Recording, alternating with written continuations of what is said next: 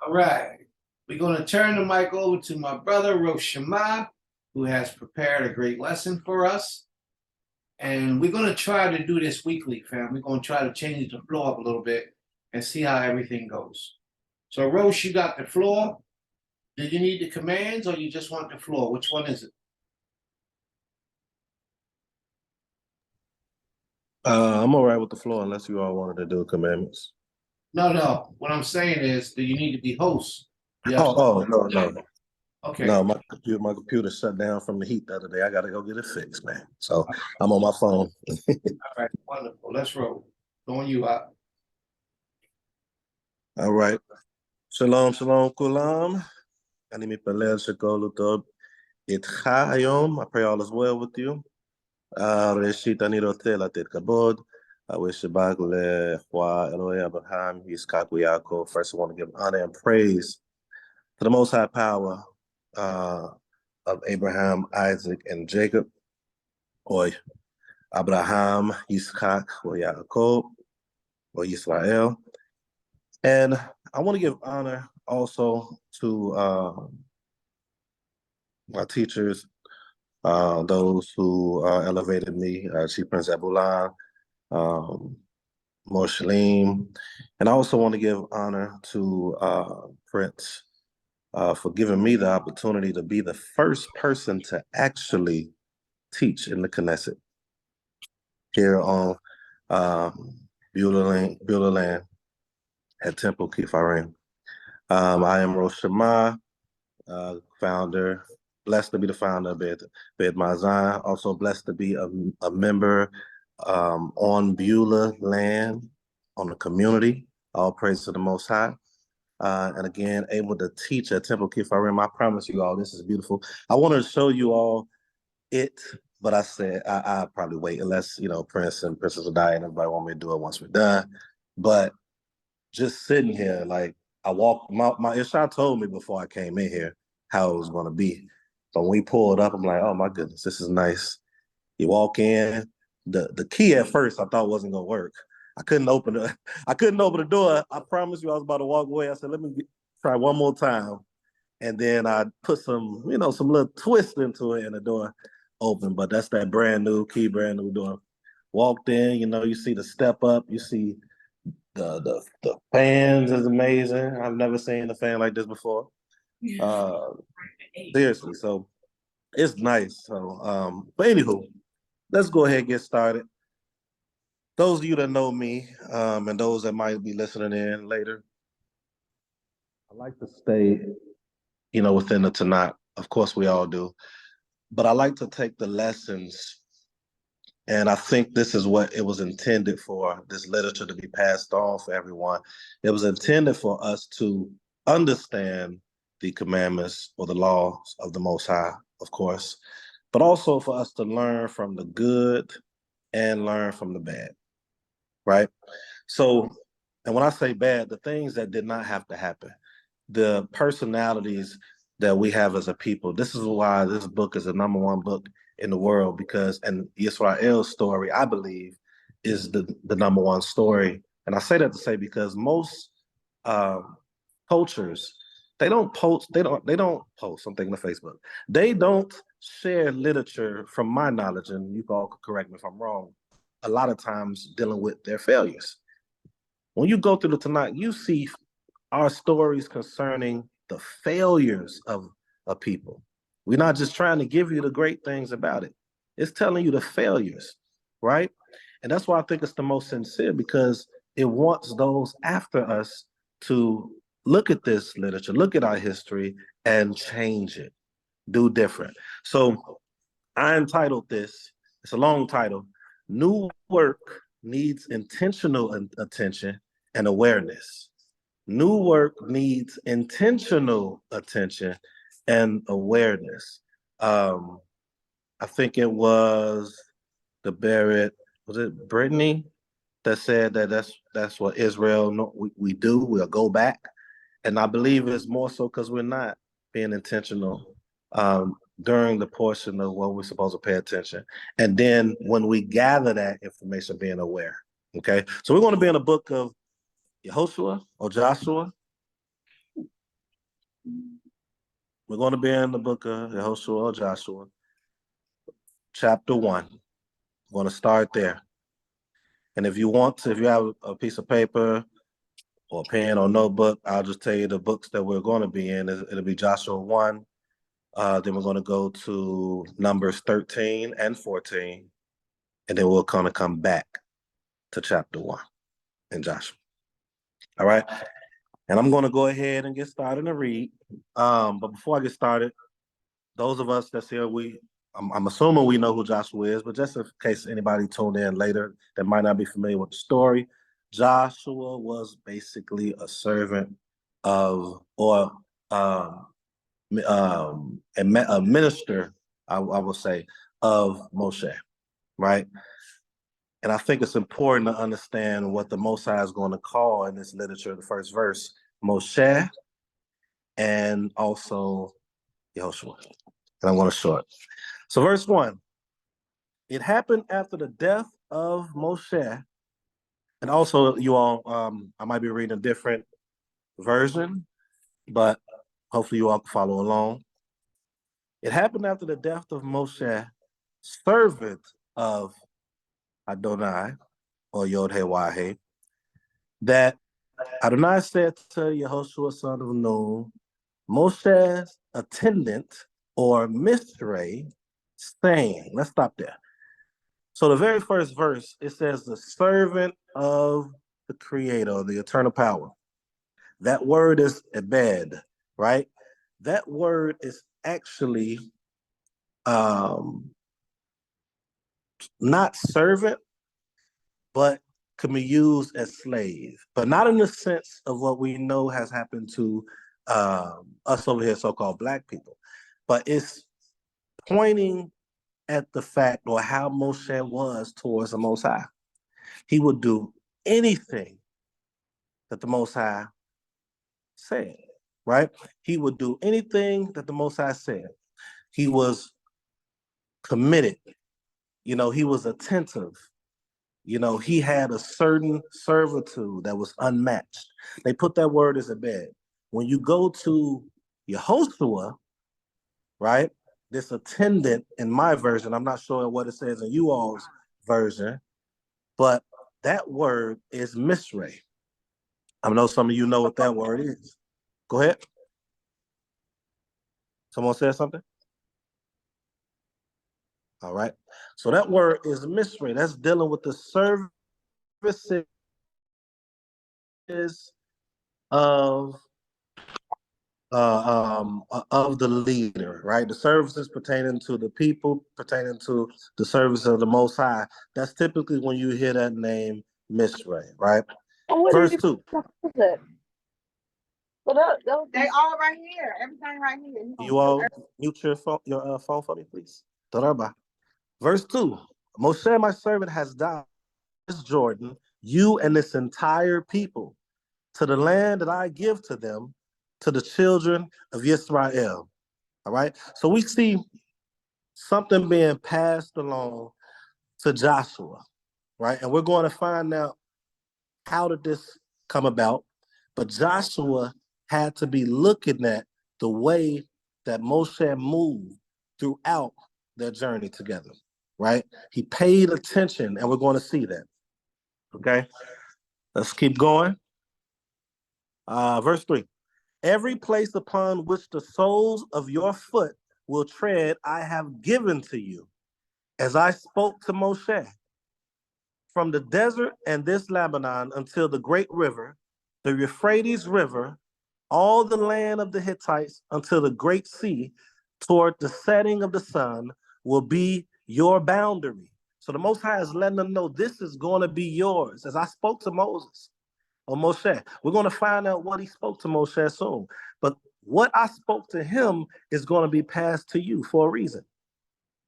It's a specific reason. He has trust in Yehoshua or Joshua at this point, and he's passing down what he gave to Moshe. Moshe was looked at as the meekest person on the earth at that time. And to pass the keys to you, that means you had to been doing something. And we can learn from this. Verse 5, no man will stand up to you all the days of your life. as I was with Moshe, so will I be with you. No man will stand up to him, he said, right? We see a sense of a different subject, right? A different type of standing against that took place with Moshe. But it wasn't the standing against as to defeating. That's a difference. You can have people that might challenge something that you're bringing forth, but still has a level of respect, or still does not accomplish what it is that the Most High put for you to accomplish. It doesn't mean people are not going to say nothing against something that you're putting forth, but that does not mean they're going to stand over you. They're going to defeat you in what the Most High put in place for you to do, right? So I'm saying that for a reason. We're going to see that. So no man will stand up to you all the days of your life. As I was with Moshe, so will I be with you. I will not release you, nor will I forsake you, right? Be strong and courageous, for it is you who will cause this people to inherit the land that I have sworn to their fathers to give them, right? The Most High has sworn this thing, right? So he's telling us to be courageous and be strong for this particular subject right here, because Yehoshua had a few different tasks that he had to do. Every leader has a specific task. Every leader doesn't have all the tasks. We saw Prince spoke on that last week, and he's speaking on that now by allowing me to sit up here and bring forth the message in the Knesset before he does, as the leader of Beulah land. That Temple Kifari. That's a lesson that I believe that Prince has learned or learning from Moshe, learning from the literature, the wisdom that the Most High has given him, right? So he's telling him to be strong and courageous. For it is you who will cause this people to inherit the land that I have sworn to their fathers to give them. It is him. It wasn't Moshe. It wasn't Moses. It was Yehoshua. But it was because of Moshe that Yehoshua was able to do that. He's standing on the shoulders of Moshe right now. All right? That's important. There was a lot of failures that took place with the people during Yehoshua, right? Even before Yehoshua. And he is the one that has to keep it going. Gaber Brittany brought out, I think it was Gaber Brittany brought out how us as Yisrael is, right? You all spoke on Princess Medaya, how her eyes were, how tired she was. She spoke in it. She had to keep doing it no matter what. Be strong and be courageous, because this is your task. Other people failed the task or wasn't able to do it or wasn't sanctioned to do it. But you are. Stay strong and stay courageous is what he's telling them right now, right? Verse 7, only be very strong and courageous. Wait. He already said that once. Now he's saying it again to a different subject. To observe, to do according to the entire Torah that Moshe, my servant, commanded you. Let's stop there. Do the whole Torah according to what was taught by his servant, right? Moshe, that commanded you. So what's that's letting us know that Joshua, as a leader, is still following instructions by someone that's dead, bless his memory. He didn't change up because he was dead. We see that throughout Israel. If you read just the book of Shoftim or Judges, you will see how it was. While the person is there, they doing good here and there. When that person goes, they fall back out. Yehoshua didn't do that right now. That's not what he's doing. He's going to follow the commandment and the steps that was taking place by Moshe. Let's keep going. Do not deviate from it to the right or to the left, in order that you may succeed wherever you will go. Do you think Yehoshua don't know this already? You don't think he knows this already? Why is the Most High saying it again? One, because he calls us the children of Israel. And when you're dealing with children, you have to repeat yourself a lot.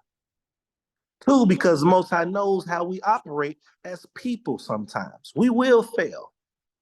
That doesn't mean that we're not righteous, but we will fail. So let me continue to put this in your spirit, in your mind. I forgot what it was that ROSH Hayagita, right, Mariah, has said as far as the number. She corrected me one time.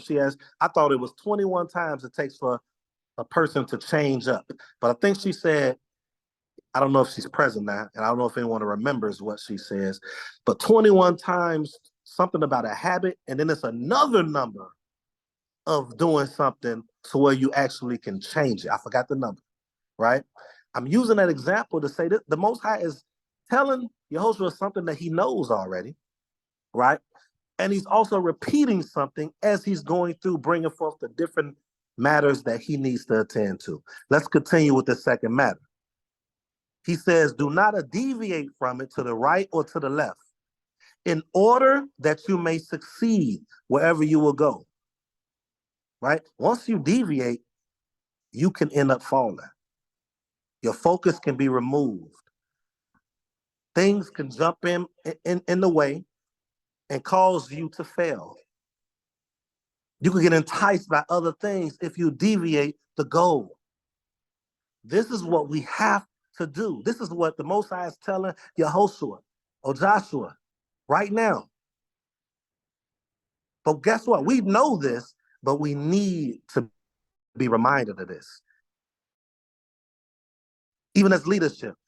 Yehoshua's leadership. He knows this already, but he's being reminded of this at the same time. All right? This book of the Torah shall not depart from your mouth. Rather, you should contemplate it day and night in order that you observe to do according to all that is written in it. In order to observe to do according to all. The only way to observe it and to do according to all is to keep it in your mouth. Operate within it day and night. Why is the Most High telling him day and night? And it was already put in the Torah again, right?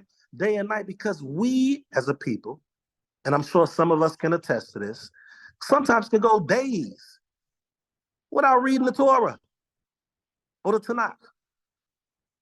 Sometimes we can go a day without praying to the Most High. Sometimes we'll talk to the Most High one time out the whole day, but talk to everybody else, running our mouth crazy. But the Most High is reminding us to do this, reminding a leader, and I might add a faithful leader. We're gonna learn that as we continue going. This book of the Torah should not depart from your mouth. Rather, you should contemplate it day and night in order that you observe to do according to all that is written in it. For then you will make your way successful, and then you will act wisely. I can attest to this, that if you don't do what he says at this point, you will not act wisely. You may not be successful, right? Once you start going into this pattern, and if you weren't doing it before, now you got to correct everything that you've done. It doesn't just change like that, unless the Most High just just bless you like crazy to where you don't have to go through it. But what I read and what we're going to read now, that's not how it works. It's good that you change if you do. And I say maintain it, but understand that you might have to fix things that you weren't successful in. Think about it. People have their life where they have certain knowledge in certain things, but they don't have knowledge in other things. Maybe finances, maybe building things, maybe credit, maybe whatever it might be. They was unsuccessful in that. They didn't have the knowledge. Now they have to bounce back, learn from someone, take the leadership, shut our mouths. That's what he's doing here. And once you learn it, then you will be able to observe to do according to all that is written or all that is taught. For then you will make your way successful. Why? Because you know it now. It's embedded in you. I bring up basketball all the time. Why the heck does the best players in the world have to practice every day? Because when they're out there on that court, if something jumps at them, their natural reaction is to move away from it. And now they're making a successful move. So we have to be intentional and pay attention. Verse 9, behold, I have commanded you, be strong and courageous. Do not fear and do not lose resolve. For Yah, or Adonai your Elohim is with you wherever you will go. Don't fall from tension. Don't fall from adversity. I'm going to be with you wherever you go. Leaders that's listening right now, those that's going to become leaders, and we're all leaders in our own right. This is, as Prince will say, leaders in our own right. This is inspiration for us. The Most High is with us if we do these things that he told Yehoshua to do. This is for everybody. The literature tells us that we are priests, even though we have people who have offices as a priest. So we need to operate as such. Verse 10. Joshua then ordered the marshals of the people, saying, circulate in the midst of the camp and command the people, saying, prepare provisions for yourselves, because in another 3 days you will be crossing this Jordan to come to take possession of the land that Adonai your Elohim is giving you to inherit it. Oh, the Most High told us to relax. The Most High told us to take our time. The Most High told us to what's the word I'm looking for? To procrastinate. No. The Most High just said, prepare provisions for yourselves. A lot of us don't do that. All praise to the Most High for those of us that's on the line right now, because that's what's happening here. And I pray that it continues. Verse 12. To the Rebbeonite, to the Gadite, and to half the tribe of Manasseh, Yehoshua spoke, saying, remember the matter that Moshe, servant of Adonai, commanded you, saying, Adonai, your Elohim, gives you rest, and he will give you this land. Right? He going back and he's saying what he said back then to Moshe.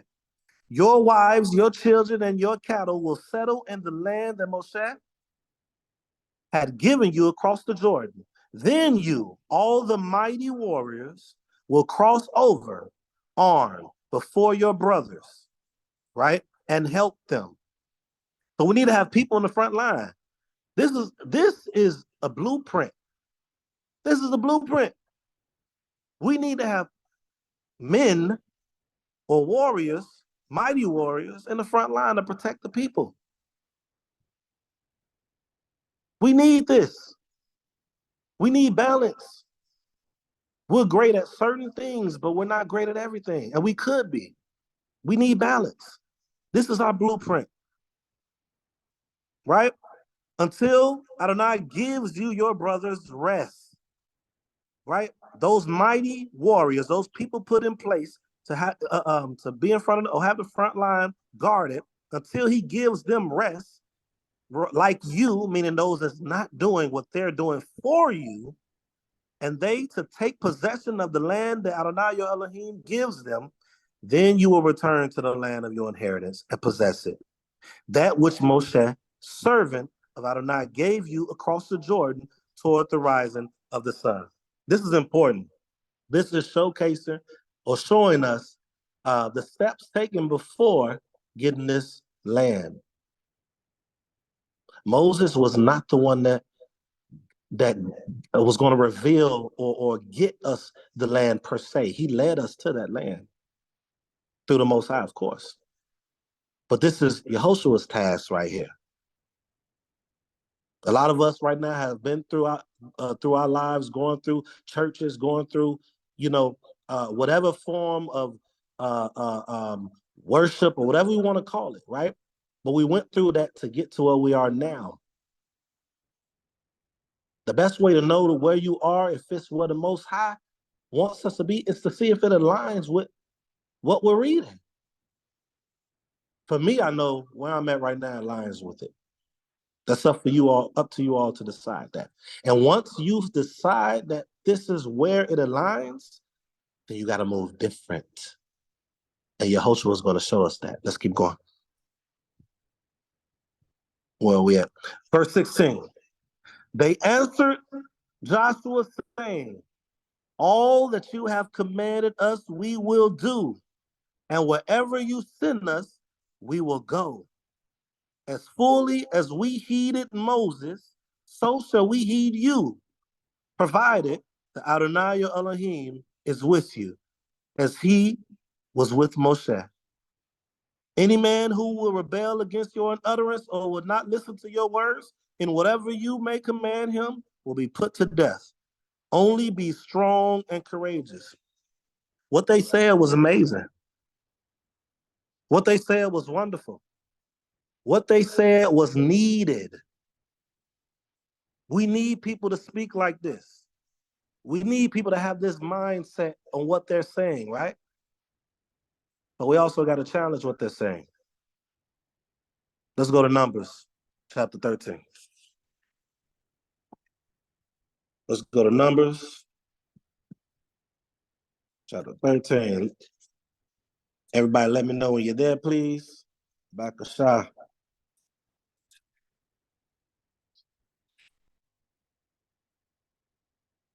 If you can, raise a hand or even say, I'm there. Toraba. Toraba. Yeah, Rosh. All right. Bamidbar, chapter 13, verse 1. Adonai spoke to Moshe, saying, send forth men, if you please, and let them spy out the land of Canaan that I give to the children of Israel. One man, each from his father's tribe, shall you send, every one a leader among them. Now we see that the Most High has instructed him to send forth men from every tribe, right? The leaders among them, right? Let's keep reading. Keep reading. Moshe sent them forth from the wilderness of Paran, and Adonai command. They were all distinguished men, so they weren't just regular men. Heads of the children of Israel were they, right? This word, let me see, I wrote the word down. I know it stems from ROSH, so ROSH like I am, right? But ROSH, these men were chief men. It says distinguished men. They were chief men in Israel. Keep that in mind, you all. Keep that in mind. And let's read who they are. These are their names. For the tribe of Reuben, Shamua, son of Zakur. For the tribe of Simeon, Shaphat, son of Hori. For the tribe of Yehuda, Caleb, son of Jephaneh. For the tribe of Issachar, Yegal, son of Yosef. For the tribe of Ephraim, Hoshea, son of Nun. For the tribe of Benjamin, Palti, son of Raphu. For the tribe of Zebulun, Gadiel, son of Sodi. For the tribe of Yosef. For the tribe of Manasseh, Gadi, son of Susi. For the tribe of Dan, Emiel, son of Gamali. For the tribe of Asher, Sutha, son of Mikael. For the tribe of Naphtali, Nabi, son of Vosi. For the tribe of Gad, Geuel, son of Makai. Normally, I skip that, but I learned a lesson a little while ago that you should read all the names. And it's all important. It definitely is important. We needed to know who they were, and it's two individuals I really want us to pay attention to. But let's keep going. These are the names of the men whom Moshe sent to spy out the land. Moshe called Hosea, the son of Nun, Yehoshua, right?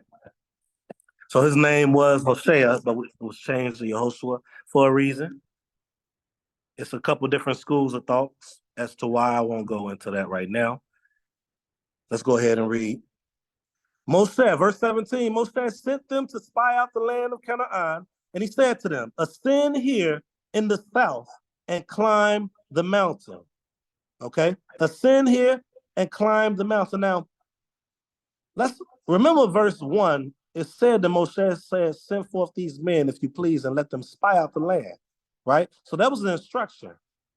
to send it, grab these men, let them spy out the land, right, in order to come back. That was the instruction. Paying attention to the instruction is very important. Paying attention to detail is very important. Going off of what the person says is very important.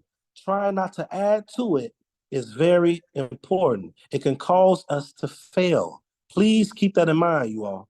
Please keep that in mind. Verse 17 again.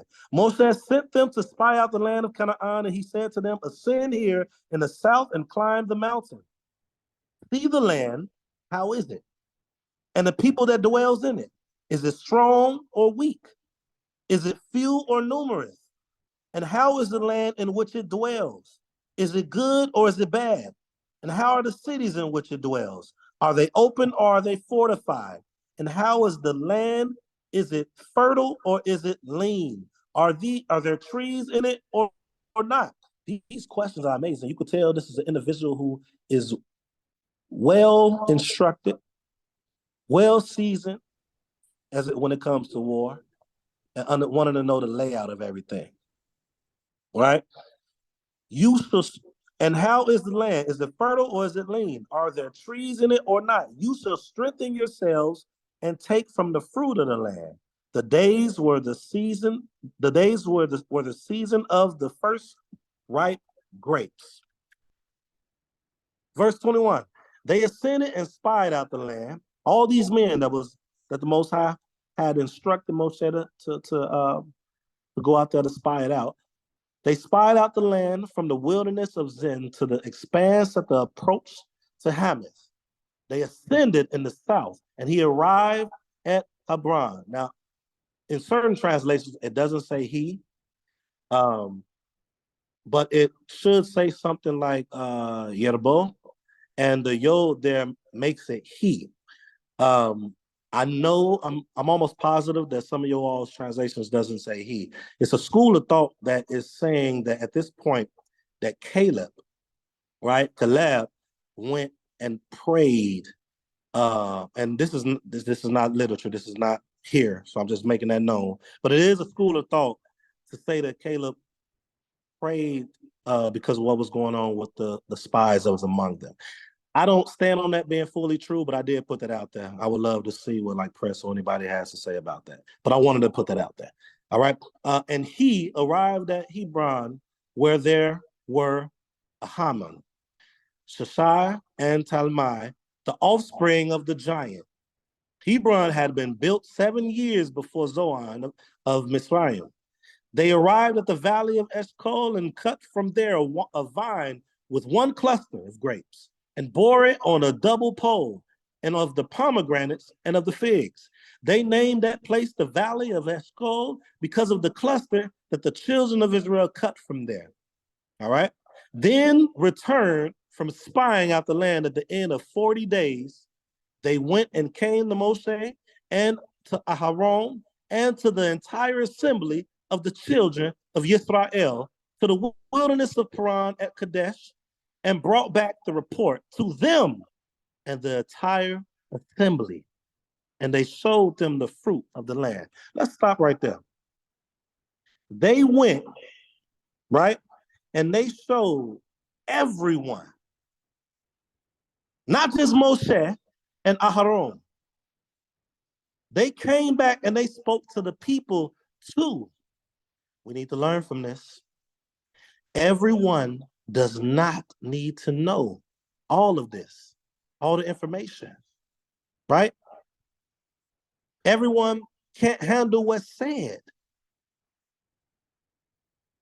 For example, you got people that are coroners. You have doctors, right?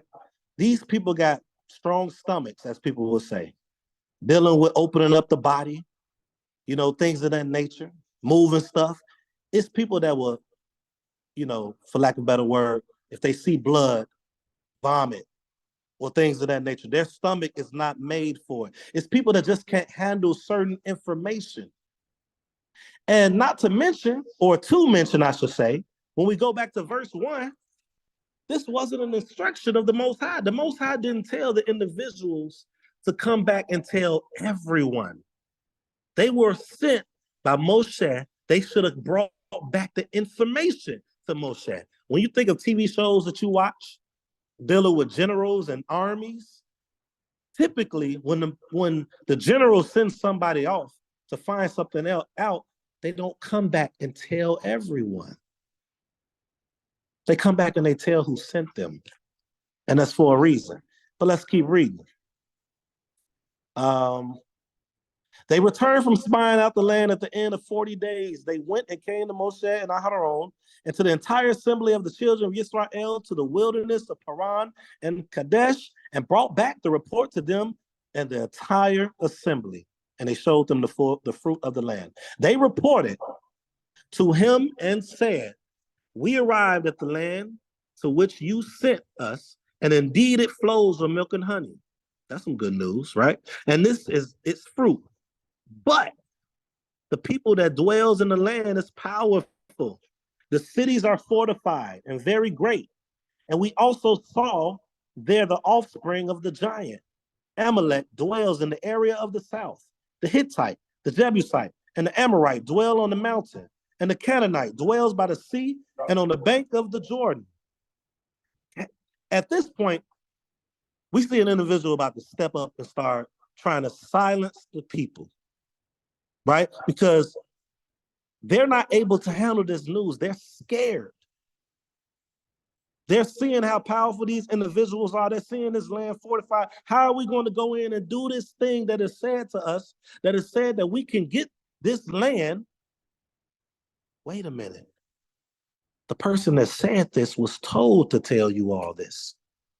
The person that not person, but the creator, the eternal power, who you're supposed to have the faith, who you have seen the mighty works of, is the one that said you're going to get it. Is the one that instructed your leader to tell these men to do it. But Caleb sees something right here. Caleb silenced the people toward Moshe and said, why is he silencing them? Because now, if you could sit here and imagine them in this group, and they're hearing this and everybody's just going crazy. Just imagine it. They're not liking the news. They're going crazy. But you got this brave individual out of the people, right? Tries to nurture the people.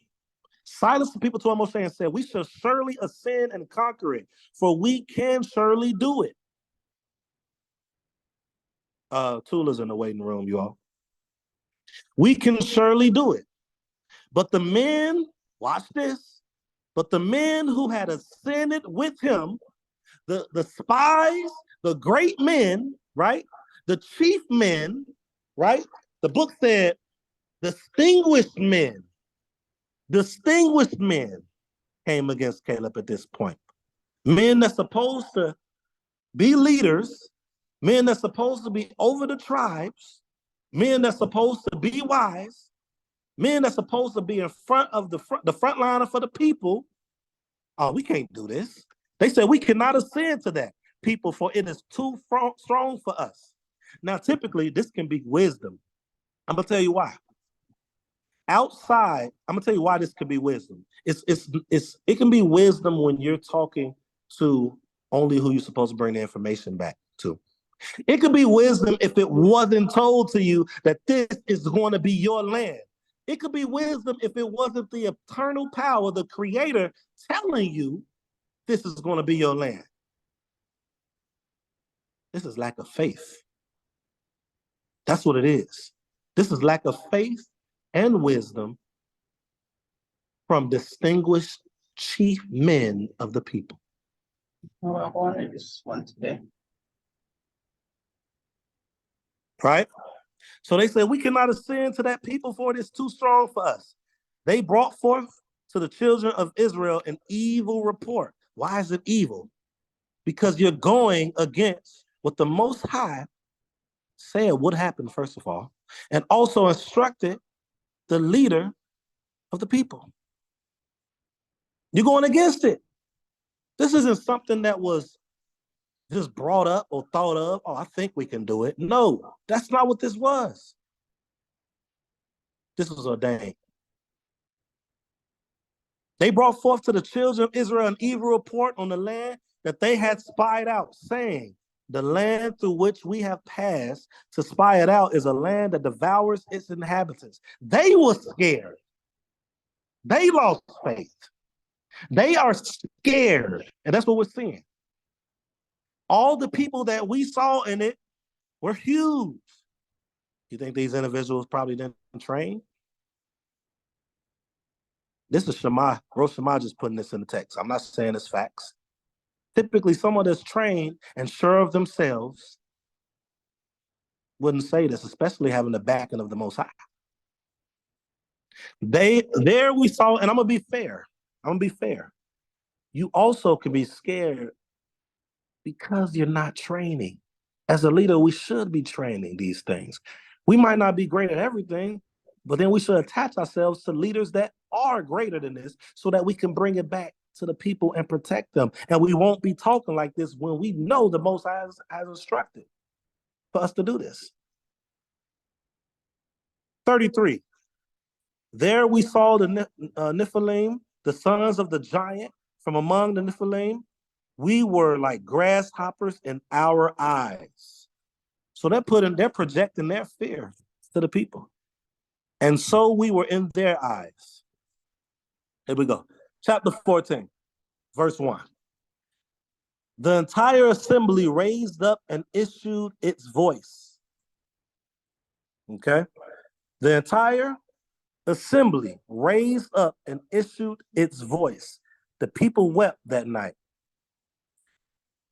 This is exactly how we are today. Verse 2. All the children of Israel murmured against Moshe and Aharon, and the entire assembly said to them, if only we had died in the land of Mitzrayim, or if only we had died in this wilderness. Why is Adonai bringing us to this land to die by the sword? Our wives and our young children will be taken captive. Is it not better for us to return to Mitzrayim? So they're going against the leaders that they seen the works. They're seeing the works. The problem is they're not attentive. The problem is they're not intentionally attentive. And the problem is they're not aware of these things. They're allowing their emotion, they're allowing their fear to rule them. They're allowing their fear and their emotion and their lack of attentiveness and their lack of awareness to murmur against an individual or two or three that help them get through the works that the Most High has performed. But that's how we are as a people. But this literature is put in place for us to learn how we are as a people. Because sometimes we learn more from books and teachers. Sometimes we learn from things that's outside of ourselves. I know one thing, this opened my eyes. But watch this, verse 4. So they said to one another, let us appoint a leader and let us return to Mizraim. So wait a minute. They understood or they heard that it was an instruction given out to the people, to certain individuals, distinguished leaders, chief men, to go out there and spy out the land that is for them. And before this, they was taken out and saved out of Mitzrayim by this eternal power that is second to none. And they're so scared and their faith is so removed that they want to appoint a different leader. We see that today. No commitment, no loyalty. There's going to be differences. This right here could have just been a talk. These people could have just been talking. You know, they could have formed a council. I'm not saying they should have done that because you don't want to go against the Most High, but they could have did that. Instead of removing all of the works that was done. And that's something right there. That's a word right there. All the works that is done that was good for the people can be removed just like that from fear of the people that the people have towards you or towards something that you put in place that they might not have foreseen or understood. Now they want to remove you. And you have a history of good works. If you have a history of good works, they should at least sit down and give you the benefit of the doubt. They didn't do that. They reacted off an emotion. And that's what we do as a people. Let's keep reading. Moshe and Aharon fell on their faces before the entire congregation of the assembly of the children of Israel. Wait a minute. Some people will look at this and say, wait, are they pleading? Are they trying to beg the people? No, no, no. Don't push us to the side. Don't find us a different. No, they trying to save y'all. Change your mind because you're going to make somebody extremely upset with you. Pleading with you. They are trying to plead with you.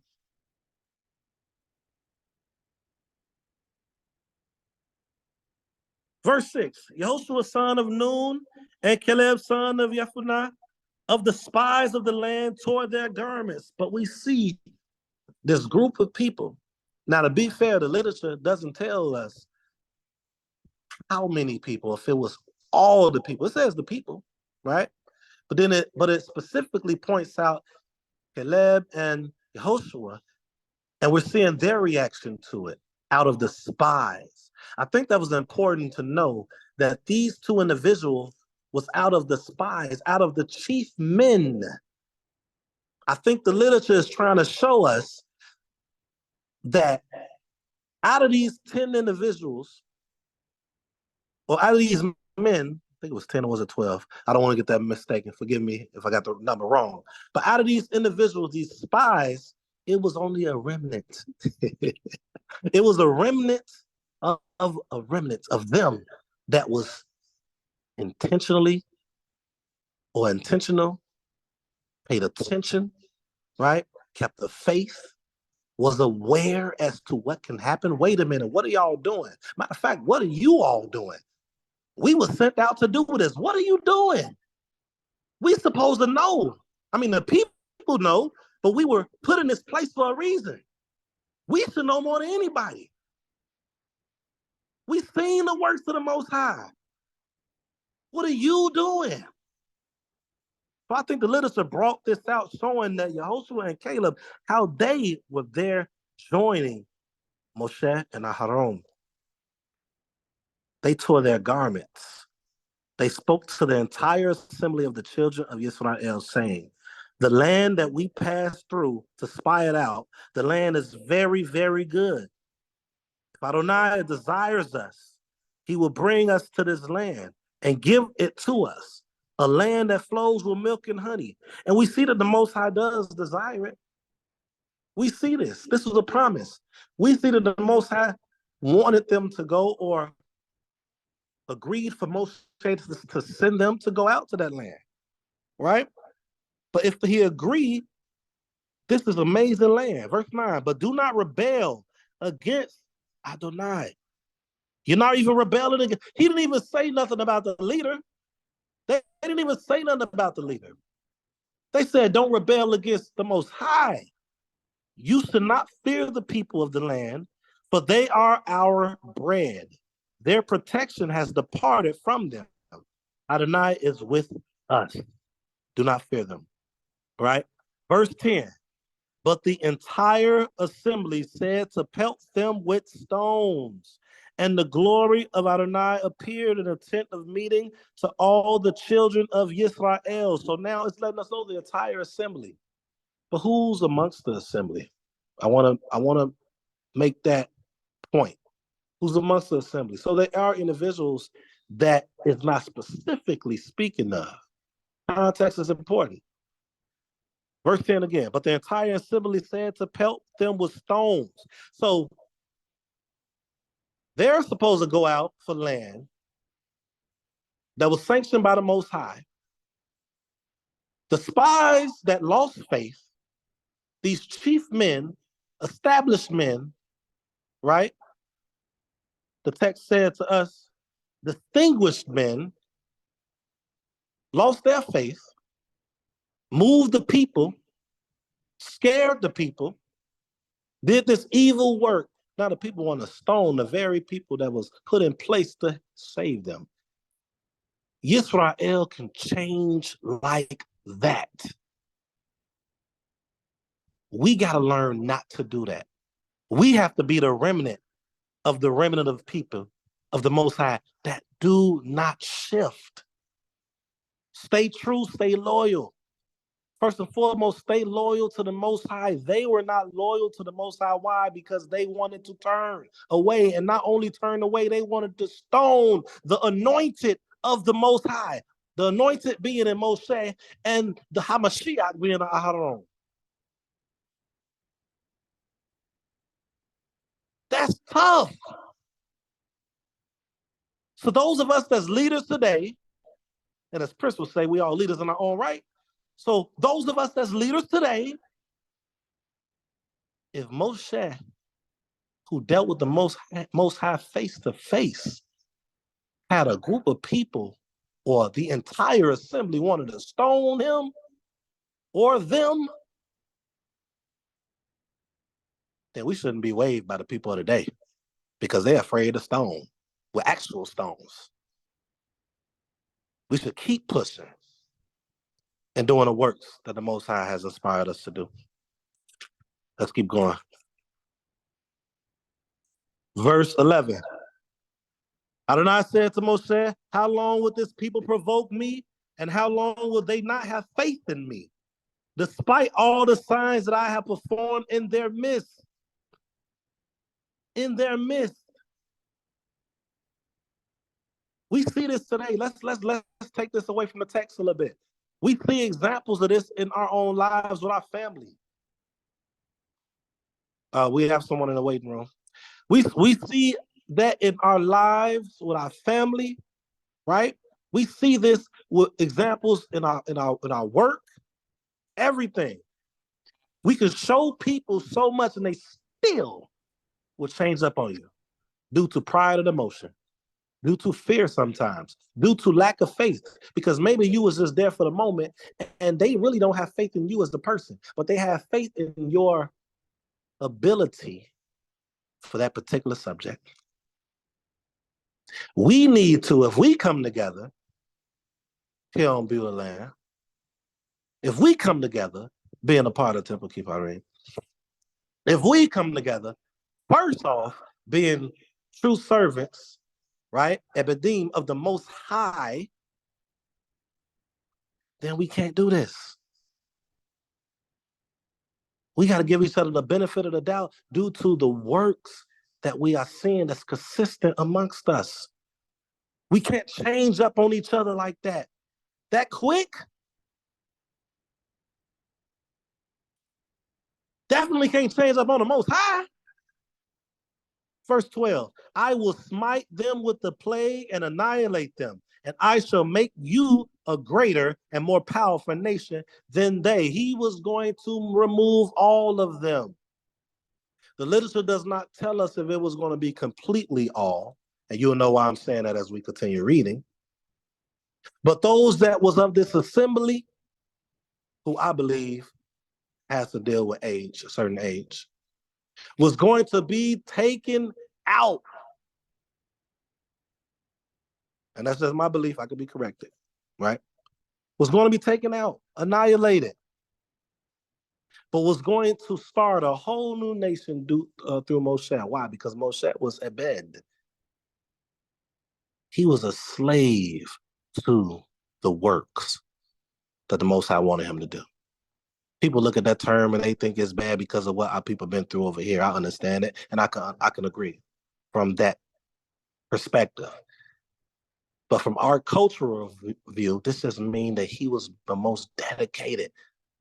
He was dedicated. Verse 13, Moshe said to Adonai, then Mizraim, from whose midst you brought up this nation, with your power will hear. All right? Hold on 1 second. Will hear, and they will say about the inhabitants of this land, they have heard that you, Adonai, are in the midst of this people, that you, Adonai, appeared eye to eye, and your cloud stands over them, and that in a pillar of a cloud you go before them by day, and in a pillar of fire at night. Yet you killed this people like a single man. Why is that single man important? Why is that word or that analogy important? Because as a people, we're supposed to move as one man, right? We're supposed to be on one accord, moving as one man. Give me a second, that wind just threw it. Okay, we're supposed to move as one man. That's what the Most High wants us to do. But the Most High also talks about a remnant, right? Those that are faithful to the Most High, right? So it's an understanding, and this is what Moshe is trying to bring out. It's an understanding that this isn't everybody. You can't destroy. Well, you can do what you want, of course, because you're the Most High. But if you allow me to speak, just look at the picture. And I believe this is me speaking right now. I think the Most High tests the leadership sometimes, a lot of times. Not testing in a way trying to get you to fall or trick you. But I think it's a way to help you grow and see certain things. And at this moment, Moshe saw something, right? It wasn't everybody. We know that you want the people to stay. We can't do it as one man, not in this moment, right? Then the nations that heard of your fame will say, because Adonai lacked the ability to bring this people to the land that he had sworn to give them, he slaughtered them in the wilderness. Now we know that Moshe not really saying that the Most High lacked the ability, but he's saying what the people outside of us would have said. Just like now, our people right now are lacking the ability to understand that the Most High is going to see us through. So Moshe is seeing how our people is doing this. How much worse is the other people going to see if they see that the Most High has destroyed a whole group of people that he did all that work for? That's what he's saying.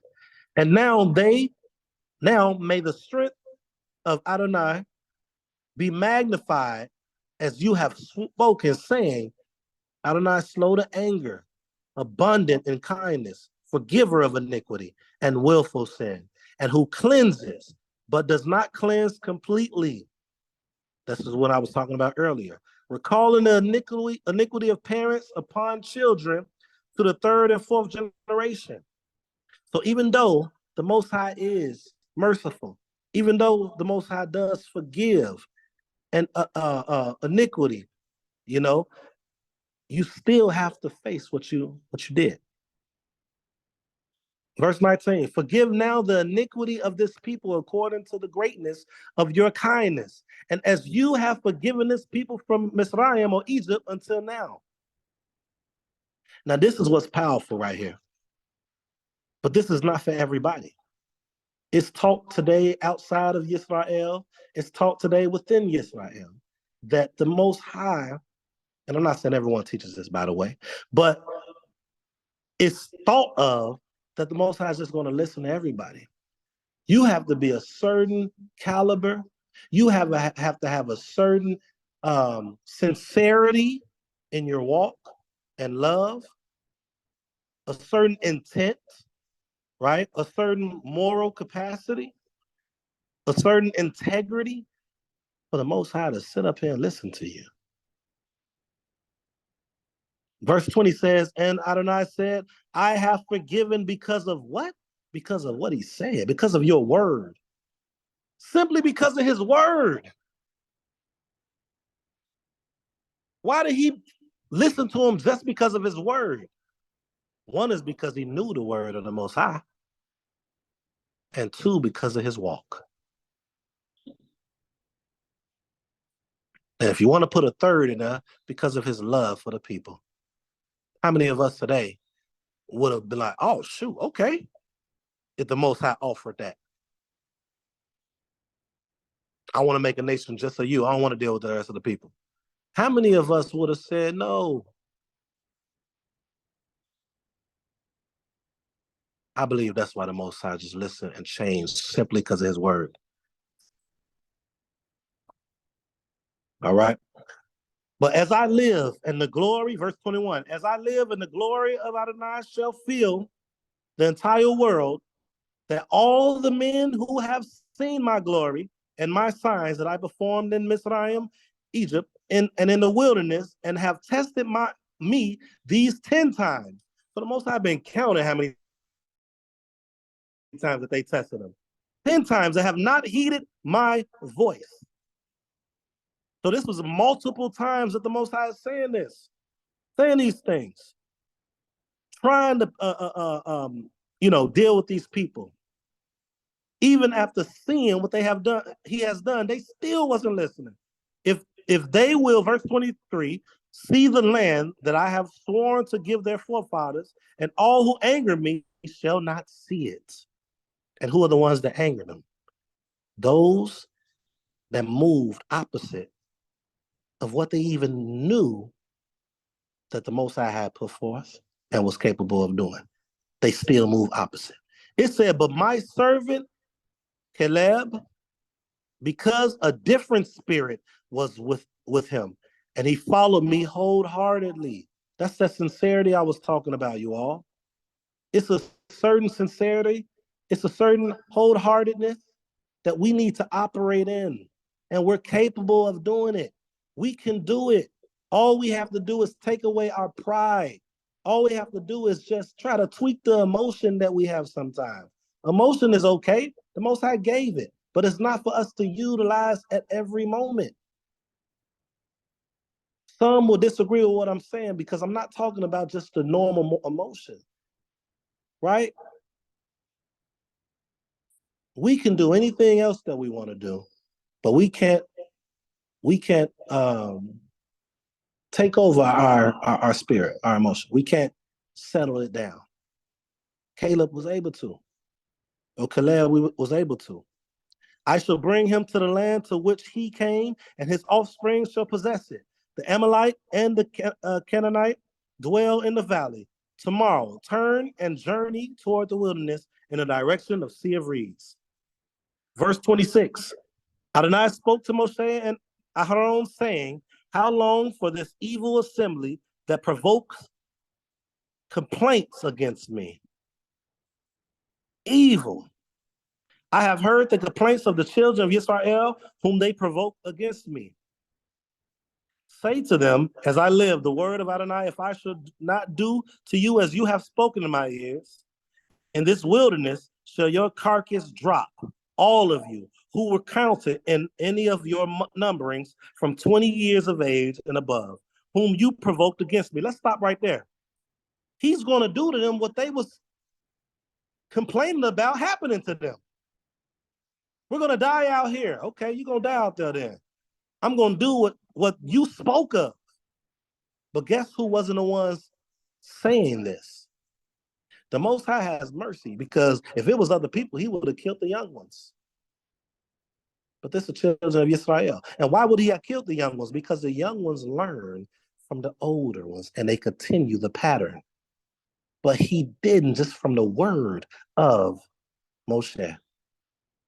He said those 20 and up are the ones that's not going to do it. 20 and up. I'm gonna give you a longer period of living, but you're going to be living out here. But you know who's not going to live, y'all? And this is word to us as leaders. Let's keep reading.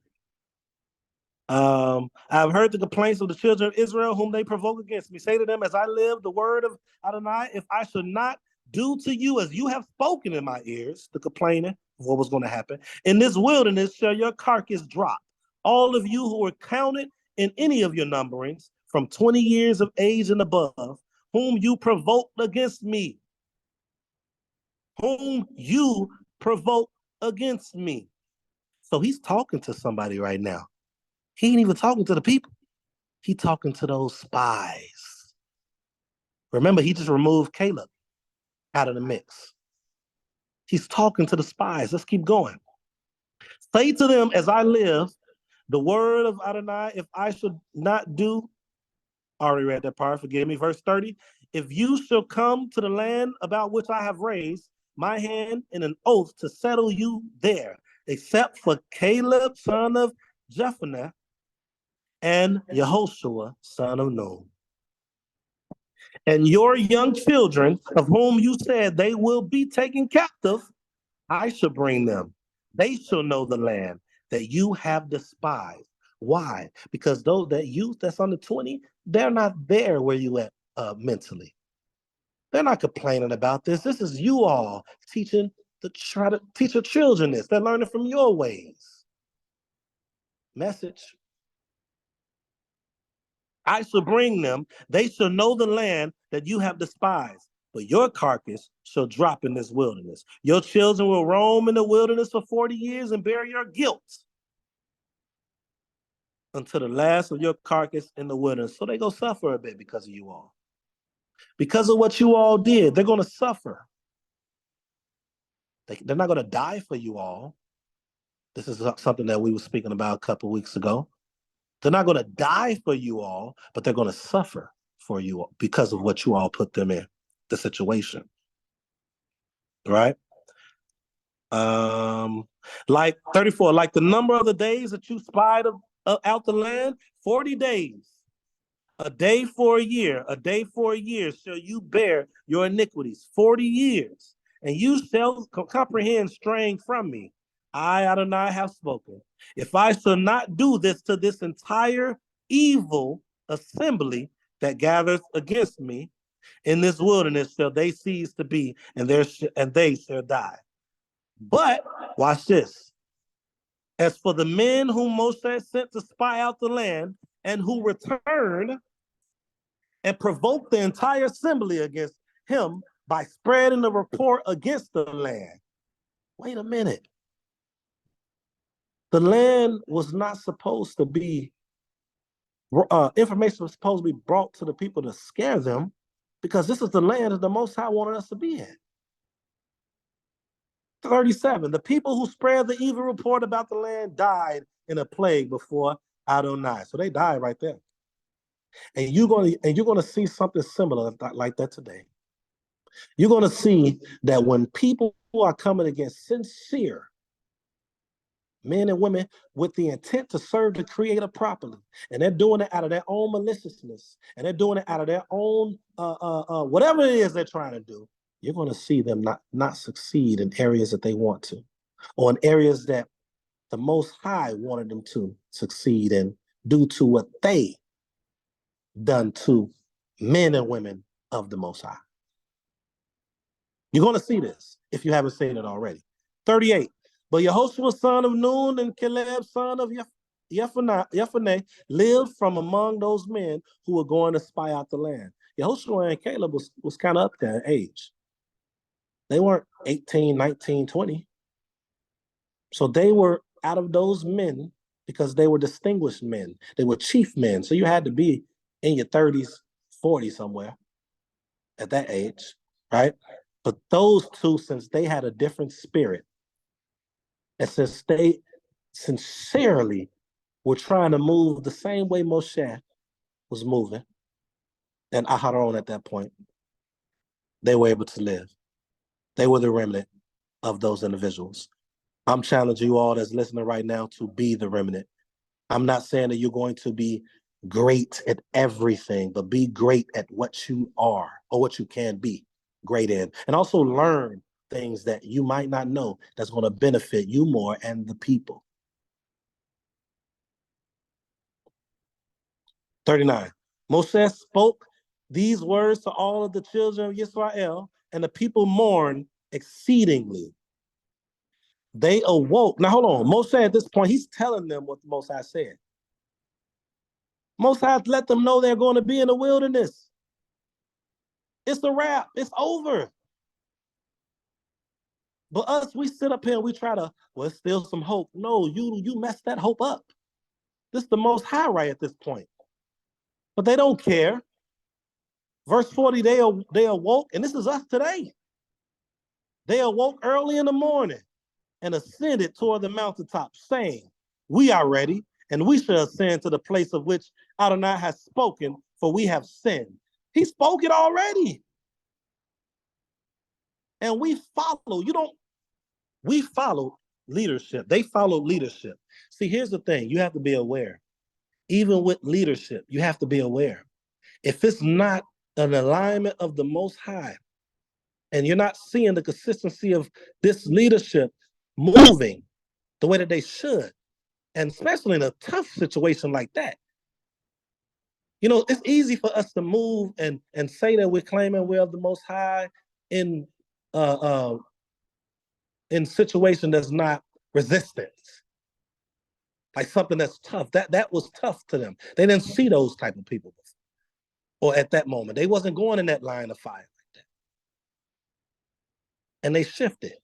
So us as a people, we see someone shift like that, and it's going outside of the Most High. We need to stand firm and be a brother or a sister and come to the leadership and try to convince them to get back on that path. But if they don't get back on that path, you better not get on that path with them. Because what you're going to end up doing is doing what they're doing right now. They had time to repent, but they chose to stone the anointed of the Most High. At that point, it's a wrap. Not only that, they murmured against the Most High. They did evil towards the Most High. Sometimes it's a moment of no return. And this was a time of no return. Let's keep going. So they decided to go anyway, when they basically should have known it's a wrap. You all in the wilderness, you all are not going here. Moshe said, verse 41, why do you transgress the word of Adonai? It will not succeed. Do not ascend. Now you got the leader telling you it's not going to succeed. Don't do it. This is the people. Right? Moshe said don't do it. They're doing it anyway. Do not ascend, for Hashem is not in your, or Adonai is not in your midst. And do not be smitten before your enemies. Don't lose your life. At least take the 40 years that the Most High giving you. You got a lot of time to try to right your wrong, maybe. The Most High is forgiving. Will he forgive you? That's not for me to say, but you can try anyway. Do not put yourself in the situation that's going to shorten the time that the Most High has gave mercy on you to have. You might not look at it as mercy right now, but that's mercy. He could have killed you right then and there, like he just killed the leaders that he sent out to spy in front of y'all. He just killed them. 43, for the Amalekite and the Canaanite are there before you, and you will fall by the sword because you have turned away from Adonai, and Adonai will not be with you. But watch this, 44. But they defiantly ascended to the mountaintop, while the ark of Adonai's covenant, and Moshe did not move from the midst of the camp. The Amalekite and the Canaanite who dwelled on that mountain descended, and they struck them and pounded them until Hormah. Now let's do me a favor, everybody. We're about to close out. Let's go back to Joshua, the first chapter. And in Joshua, the first chapter, let's go to verse 16. Everybody, if you can, put a 1 in the chat when you're ready for me to read. Put a 1 in the chat if you're ready for me to read. This is going to blow your mind. And it might not, because I'm sure everybody here knows this. Verse 16. They answered Yehoshua saying, all that you have commanded us, we will do. And whatever you send us, we will go. As fully as we heeded Moshe, so what shall we heed you? Provided that Adonai, your Elohim, is with you, as he was with Moshe. Wait a minute. Wait a minute. Any man who will rebel against you, your utterance, or would not listen to your words, and whatever you may command him will be put to death. only be strong and courageous. Wait a minute. So if you really read Joshua chapter 1, you would know that Yehoshua is referencing Numbers chapter 13. But they're saying in verse 16 down to verse 18 that they will take heed to him like they took heed and listened to Moshe. But in that last chapter 14, we see that they did not listen to Moshe. They kept going. Even when he tried to save their life and take advantage of that time, the 40 years that the Most High gave them time to repent, they still did it. Why? Because of pride. Pride is the number one killer and the number one thing that the Most High hates. The book doesn't say this, but I'm going to say this from my belief. If they took advantage of those 40 years, ain't no telling. And I'm going to close out with this. The title says, New Work Needs Intentional Intention and Awareness. Let's see what Yehoshua did, because he was there the entire time. He saw how the Moshe moved. He saw how the people moved. He saw the outcome of what can happen if the people did this, how they would react at certain moments. This is what good leadership does. This is what people who are standing on the shoulders of others do. They bring forth things that maybe even the leader back then didn't know or wasn't aware of. Verse 1, chapter 2. We're only going to read 2 verses or 1 verse. Verse 1. Yehoshua, son of Nun, dispatched 2 men. How many men was it that stood up and kept their intention with the Most High, their faith? 2 men. Yehoshua, son of Nun, dispatched 2 men, spies from Shittim, secretly saying, wait a minute. Now he's secretly saying to them. Why is he secretly saying? And I guarantee you, in that secretly saying moment, he told them to come back to him only. Do not bring this to the people. Keep it as a secret. Keep it as a secret. Go observe the land and Jericho. And with that, I yield you all. Anything I want you to get out of this lesson is what we're seeing here, Beulah land, and I'm sure a lot of you have been saying over the years, is today is new work is needed. It has been a pattern of leadership that has been moving a certain way for years, and that is okay. I'm not against that. I wouldn't teach against that, because it's because of them that a lot of us are learning, and it's because of them that a lot of us are being used by the Most High. But with new work, we got to be intentional. We can't be laxy-daisy or complacent. We have to pay attention and detail when doing these things. We have to pay attention to detail, and then we have to be aware of past acts of our people, because we know how our people are, in order to succeed. And with that, I yield. All praises to the Most High. May the Most High be praised. What a lesson. What a lesson. So let's talk, fam. Let's talk about this lesson we just heard today. Who would like to be first? Let's talk. Yes. Should I? Save. Yeah, go ahead. No, you Oh, stay whatever you right want. here? Yeah, it doesn't Okay. matter. Shalom, family. Can you hear me? Yeah. Or should I come on? Take it here. You can come over. So I just want to. Yes, we can hear Yes, you. we can hear you. Okay. Total Rabah Rosh Shema for that wonderful lesson. Absolutely fire. Absolutely fire. One thing that stuck out to me was when we went to the Numbers chapters. We read 2 chapters, right? Yes, 13 and 14. When in chapter 14, verse 11, and I had highlighted it just because that's how much it stuck out to me. But when we read about the Most High saying to Moshe about the children of Israel, how long will this people provoke me, and how long will it be before, or my Bible says but I think that, before they believe me, for all the signs which I have shown among them. I will smite them with pestilence and disinherit them and make thee greater a nation and mightier than they. And ROSH had pointed out that the Most High was basically ready to get rid of us, right? Or at least that portion of the people that walked away from him spiritually, basically, had no faith in him, lack of faith in things.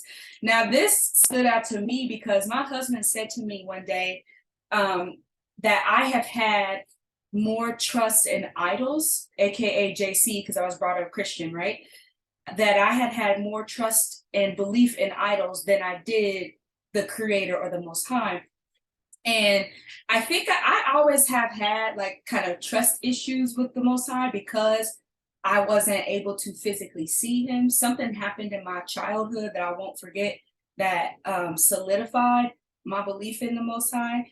But I've always kind of had like a lack of trust, I would say, that I'm just saying out loud.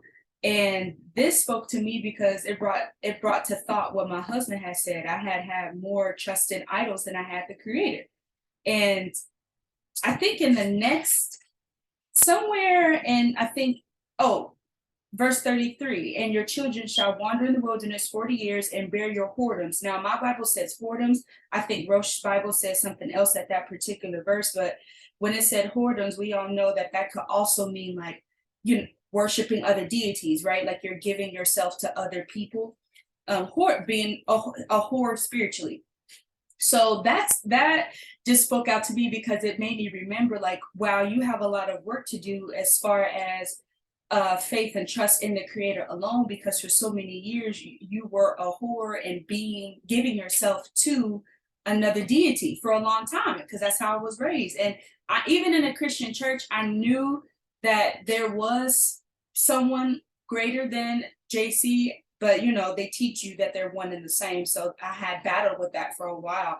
But that particular part of the lesson is what spoke to my spirit the most, because that's kind of where I came from, I guess. So it just showed me the work that I have to do to trust in the Most High alone and not in someone else that I had for a very long time, And plus, with that whole JC thing, they created an idol that you can see, right? Like they made him white, they made him black, whatever the case is, so you can see it, right? Which makes it easier to believe. So again, removing that and trusting in the Most High power that you can't physically see, but that you can spiritually feel, I guess, in this. So thank you for that, Rosh. I'm sure there were more points of the lesson that hit other people in different ways, but that was the part that hit for me, trusting in the Most High alone, even more, way more than I did an idol. So total Rabah so much. That was great. Very good, very good. May the Most High be praised. Y'all don't have to wait for me. Okay, Sister Brittany, you got your hand up. Let's go. That's what I'm talking about. I love how it aligned with what we had already spoke on, with giving thanks and everything, with the spirit of humility. And it was something, when we spoke on the pandemic and, everyone just going back to business per usual. And I forget what verse it was, or maybe it was like the outline of that, where he stated that people have to, be able to reach back to those who may have fallen off or, may be distracted. All too often when you attend a congregation in this community, once you're no longer at that church, it's like, who cares if you even are alive? If you're not going to be with us anymore, it's almost like gang related. Then, we don't really care there. But, I like to feel that people will still reach out or want to know what's going on or even care. So now that I decided to get rid of, I don't deal with the New Testament anymore. Would these people still have any dealings with you? Sometimes they don't. Sometimes they want to cut you off immediately. I've heard people say they may not even want to do business with you. So that was interesting and just good how everything aligned with what we were already discussing before the lesson. You're right. You're right, sis. A lot of times because you don't follow what they follow and believe what they believe, they will cut you off. It reminds me of this story this brother told me about this guy who was he makes staffs. And the brother who told me the story was Torah only, but the guy who made the staffs was JC. He's New Testament, Torah. He Hebrew, but he into both books. And he said that the guy, at the time I was looking for someone to make me a staff. He said the guy won't even talk to you, Prince. I said, well, why? He said, because you Torah only. And he don't mess with nobody. He don't even do business with nobody that's Torah only. So you're absolutely right, Sister Brittany. A lot of times they, for their ignorance, they'll cut you off because y'all have a disagreement in how to serve the Creator. So you're right. May the Most High be praised. Anyone else? That was a great. Also, oh, I'm sorry. Was I cutting someone off? Go ahead, sis. Ain't nobody talking. You got to. Also, it's even worthy to mention that you opened the floor for him to speak, because all too often too we do see our leaders and their egos, because we're all human, right? So that's not even just want to give thanks for that, because that's not something that many people are even willing to do. Some, this is my thing and I'm going to run it the way I'm running. So, even just seeing that take place. Well, thank you, sis. May the Most High be praised. All that glory go to him. That's the Most High's doings. He set up things. He designed things. We just got to obey when he tells us what to do. Yes. Let me tell y'all something. I wrestled. I'm going to be straight honest with y'all. Before ROSH and myself had this conversation the other day, I wrestled with that in my spirit. I had a conversation with the Creator about ROSH and how to move and what to do with him in my spirit. And I honestly took that before the Creator. Me and the Creator sitting there having a conversation. We having a talk. I ain't gonna tell y'all everything that I said. Of course, I gotta, like ROSH said, certain things only stay with the head. So I can go with the head and leave it with him. But we talked, and in my mind, at the end of that conversation was, it is what it is. Let the Most High's will be done. And then next thing you know, here we go. The Most High's will is being done. And I'm thankful. So all praise go to the King. We trapped in our physical, our fleshly beings, but that's not the supreme. The Most High is the supreme. He knows what to do. We don't. When we follow his lead, it always works out to be best. So I'm not taking no credit on my own, and I'm not patting myself on the back. That glory go to the Creator. Let his will be done, and let us just, participate and back up and make sure that the Most High's will is done. So may the Most High be praised. But yeah, this is what we do. We're here to worship the King. Anyone else? To piggyback off what Brittany and you were talking about, when we first came into this walk, Ben and I, before we moved out here, we had an electrician that we used for years. We had no idea that, he was the Israelite or anything. He was actually referred to us by my parents. And he knew some mutual friends that we knew in Orlando. And we came into this walk and we started noticing things like his name and his kid's name. And it was a family business. So we reached out to him one day and we were asking him, are you a Hebrew Israelite? And do you, we just were talking to him, knowing this guy for years, knows my parents and all that.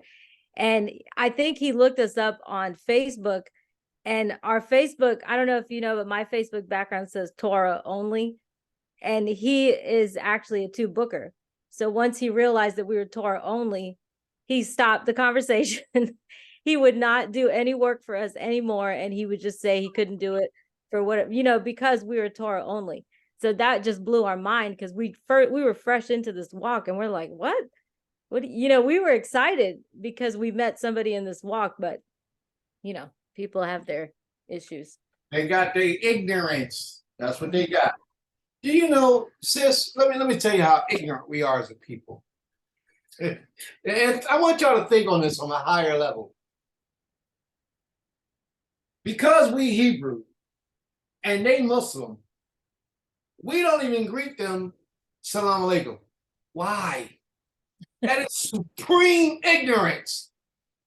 Arabic is just a language. So when you say salam alaikum to a Muslim, it doesn't mean that you believe in their God, their deity, who they serve. That's not what it means. It means you know their language. I got guys that work with me that speak Spanish. They Dominican, but Dominican language and Spanish is very close, extremely close. So now we got this communication barrier. My Spanish is like 30–40%. Their Spanish is 100%. So, you know, a lot of times there's things they say that I have a hard time. I say, hey, no entiendo. Back up. I tell them, back up a little bit. I understand. Well, you probably speak good Spanish, don't you, sis? No, I don't speak any Spanish. Oh, I thought you might have spoke some language, but okay.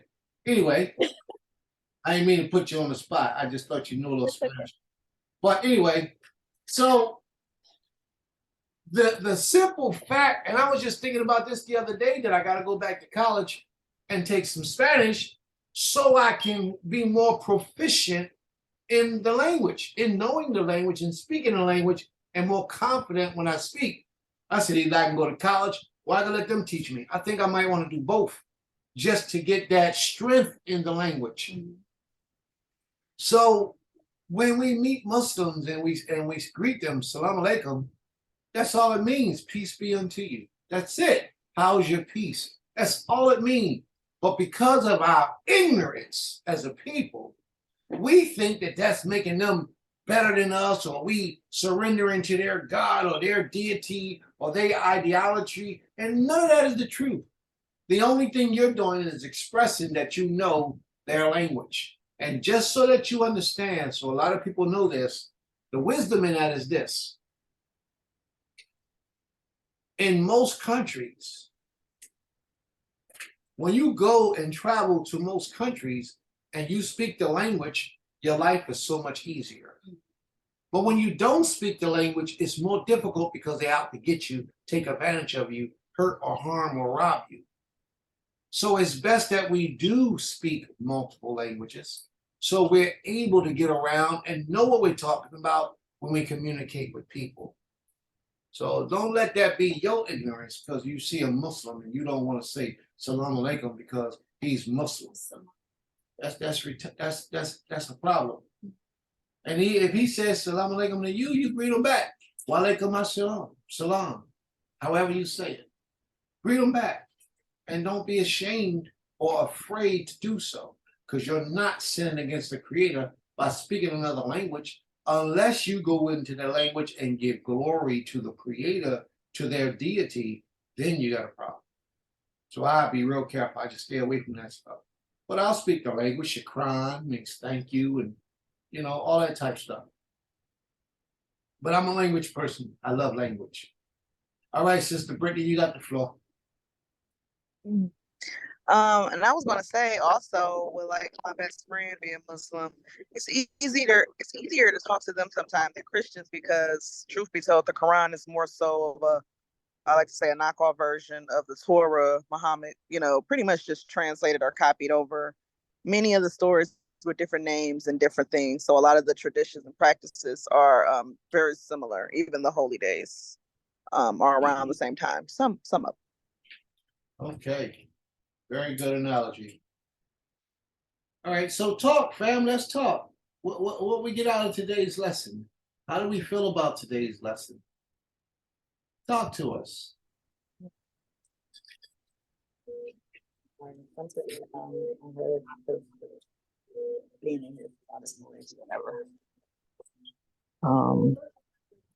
But the part of the lesson that stood out to me was when I believe You start over. We couldn't hear nothing you were saying a minute ago. I was okay, about in the background talking. Go ahead. Okay, shalom. The part of the lesson that I heard that stood out to me was when Rosh was saying how Moshe and Aharon went down and bowed before the Creator in prayer for the people. And it just continuously reminds me of the role of leadership. Sometimes the people don't understand the sacrifices and the dedication that you as a leader has to have. And sometimes leaders don't understand it. But most importantly, sometimes it's not about even the people having really truly understanding it. As long as the leader knows their responsibility, their discipline, is to the creator first and foremost. And something that I was talking about with my family the other day, we were talking about how people mistreat each other so candidly, but then will wake up and say, give thanks to the creator, or how much they love the Most High. And in true essence is, how do you love the Most High if if you don't love his children? So, it just made me think about the fact that they went before the creator to pray and to ask, for guidance and forgiveness for the people. That's a big sacrifice for a leader to do, because a lot of times when you do that as a leader, you're taking on the issues and the problems of, those that you lead. And sometimes you don't know all the problems, but when you go before the Most High, of course, he knows all the problems. And, it just made me just appreciate and understand, we have to be patient with our leaders. And then we have to kind of, if we're going to say we're under that leadership, trust that leadership. Because if they can go before the Most High for you without even knowing, without you even being completely honest with them about what's going on, or them even inquiring too deep of what's going on, but they go in, to ask the Most High for a blessing for you, or even to cover you, or to forgive you, or to heal you. It's so important that we do what we can to support that leadership. And so, it made me think about that. And then also just hearing the conversation now about, different walks of life. I do find it very odd that, like, in my family, I would say in my personal family, I have Christians in my family, Baptists, Muslim, all type of different ways of life. And I think the most uncomfortable of my family are those who are Christian, who follow under JC. And it's like, I don't debate with anybody, and we don't really battle with each other, but I can tell that they get real uncomfortable around me when they start, talking about their deity. But when I'm amongst my family who are Muslim or African centered, walk an African centered way of life, it's just a casual conversation. We're more comfortable because we understand, it's a different type of understanding. And it's kind of what Sister Brittany just said about the similarities. And when I look at the similarities of African centered ways of life, where, people, of course, they're dealing with deities as well. But when you look at the essence of where they follow, a lot of it comes from the Tanakh, from the Old Testament. And so it's like they're not feeling like it's a battle. But I realize New Testament followers feel like it's a battle, because they've been taught and it's been engraved in them that the Old Testament is null and void, so that they can believe in this New Testament wholeheartedly. So, I just noticed those differences. And today's lesson, just hearing what I could hear, with the noise. I have my headphones on, but it's still loud in here. That, those points stood out to me most, and grateful for that lesson, and just a reminder of who we are as the children of the Most High, and our job is what we have to do. All right, very good. May the Most High be praised. Anyone else?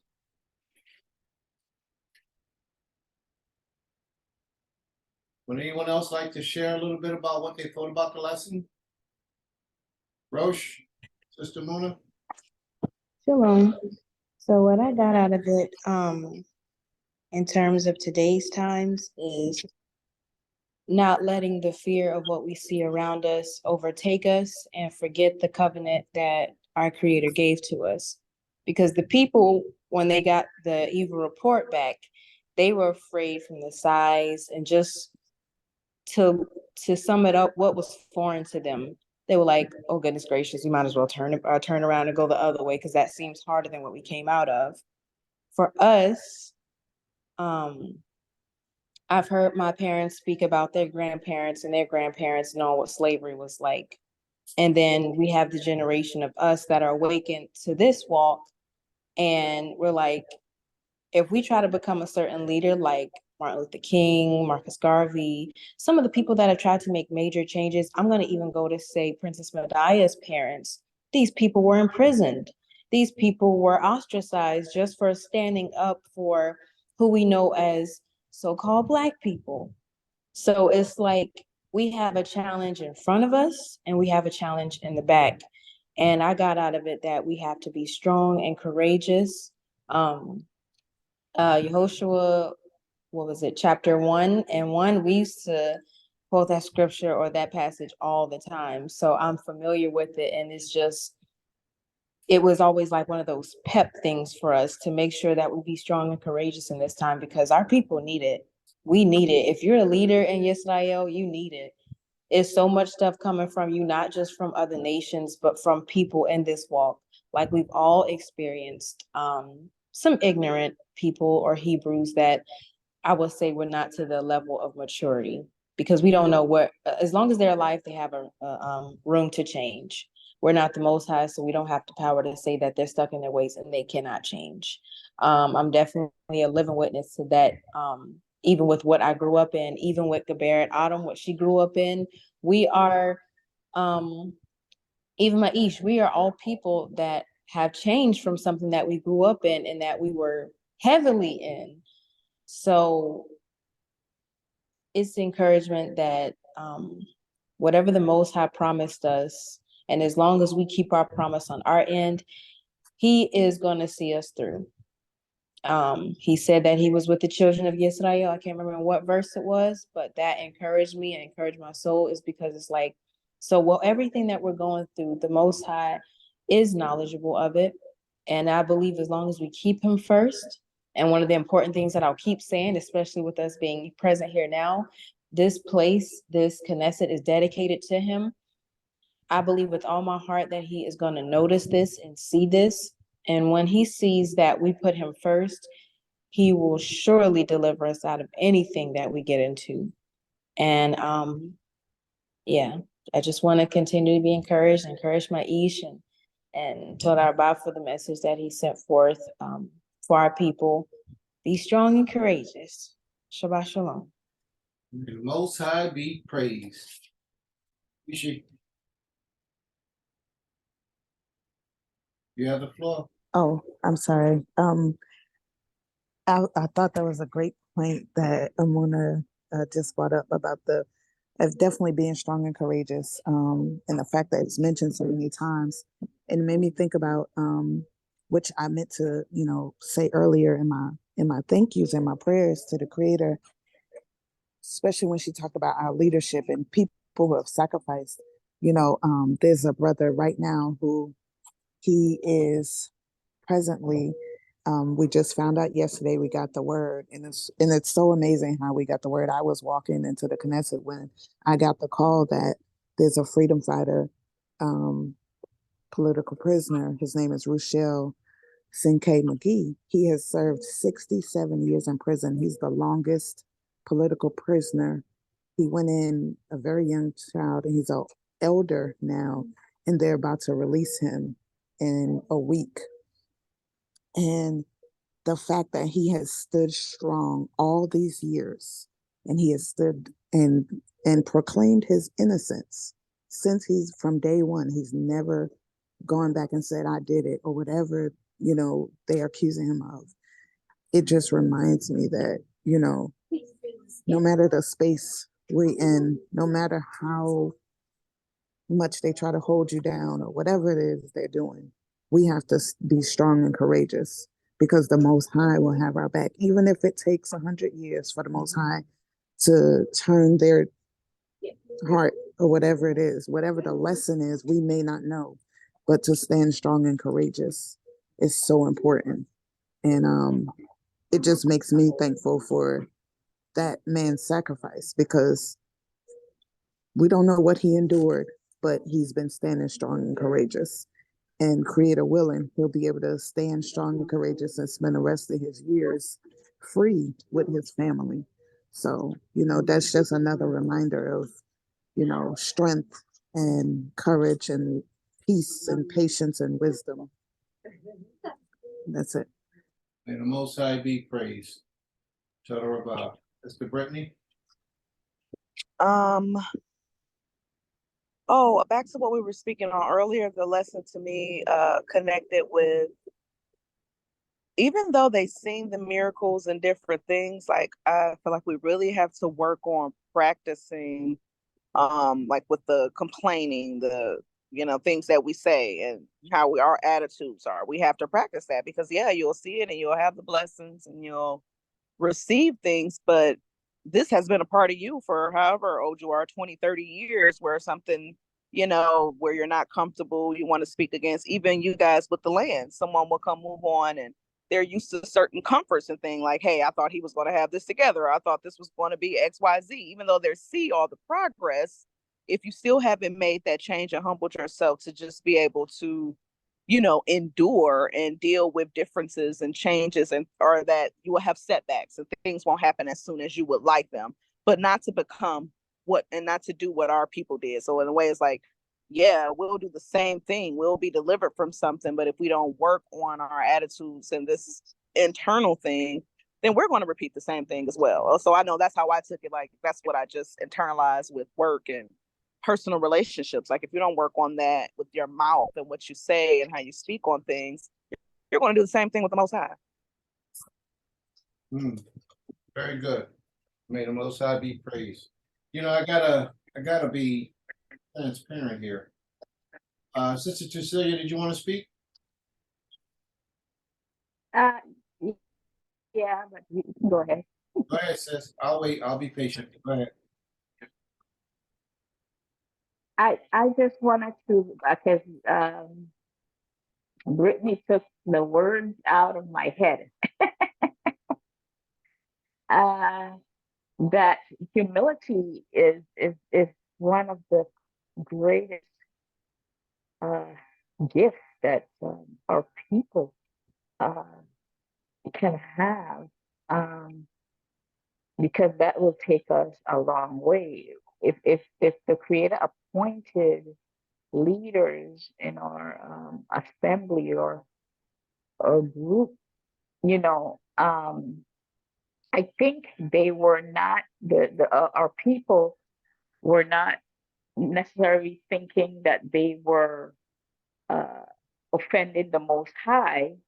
They were looking at Moshe or Joshua, the leaders but not realizing that, not by being humble enough, they were actually offending the Most High, and we got to keep that in mind. That if the Creator has sent leadership to us, He has put people in place to help us. If we are not humble enough to submit to the leadership or what the Creator has allowed them to come to us with, we ourselves are going to perish, and just like our forefathers have perished in the wilderness, because He uses us, He uses men to get His words across, and we got to realize that. Before we speak, before we take action, before we run to another group and tell them this or tell them that, we ourselves have to take it to the Father.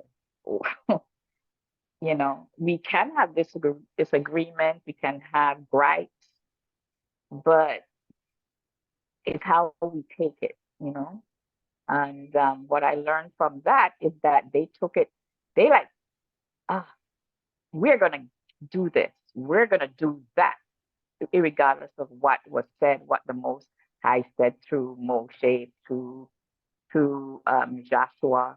We're going to do this. And that is why they perished because they went above, what the Creator said, you know. So we gotta take that into account. That the people that or leadership that is sent, we have to acknowledge, and also if we have gripes, if we have complaints, we have to know how to deliver them, and what is the process, what is the procedure, and you know, and I'm looking back at Moses. He was the most humble person I mean, and even though the people were going against him, he was so humble, you know, and he fought for them. He fought for them, you know. It just boggles my mind.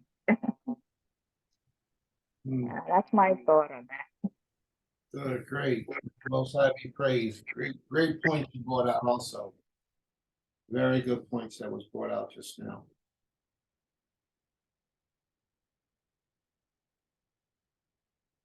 Anyone else?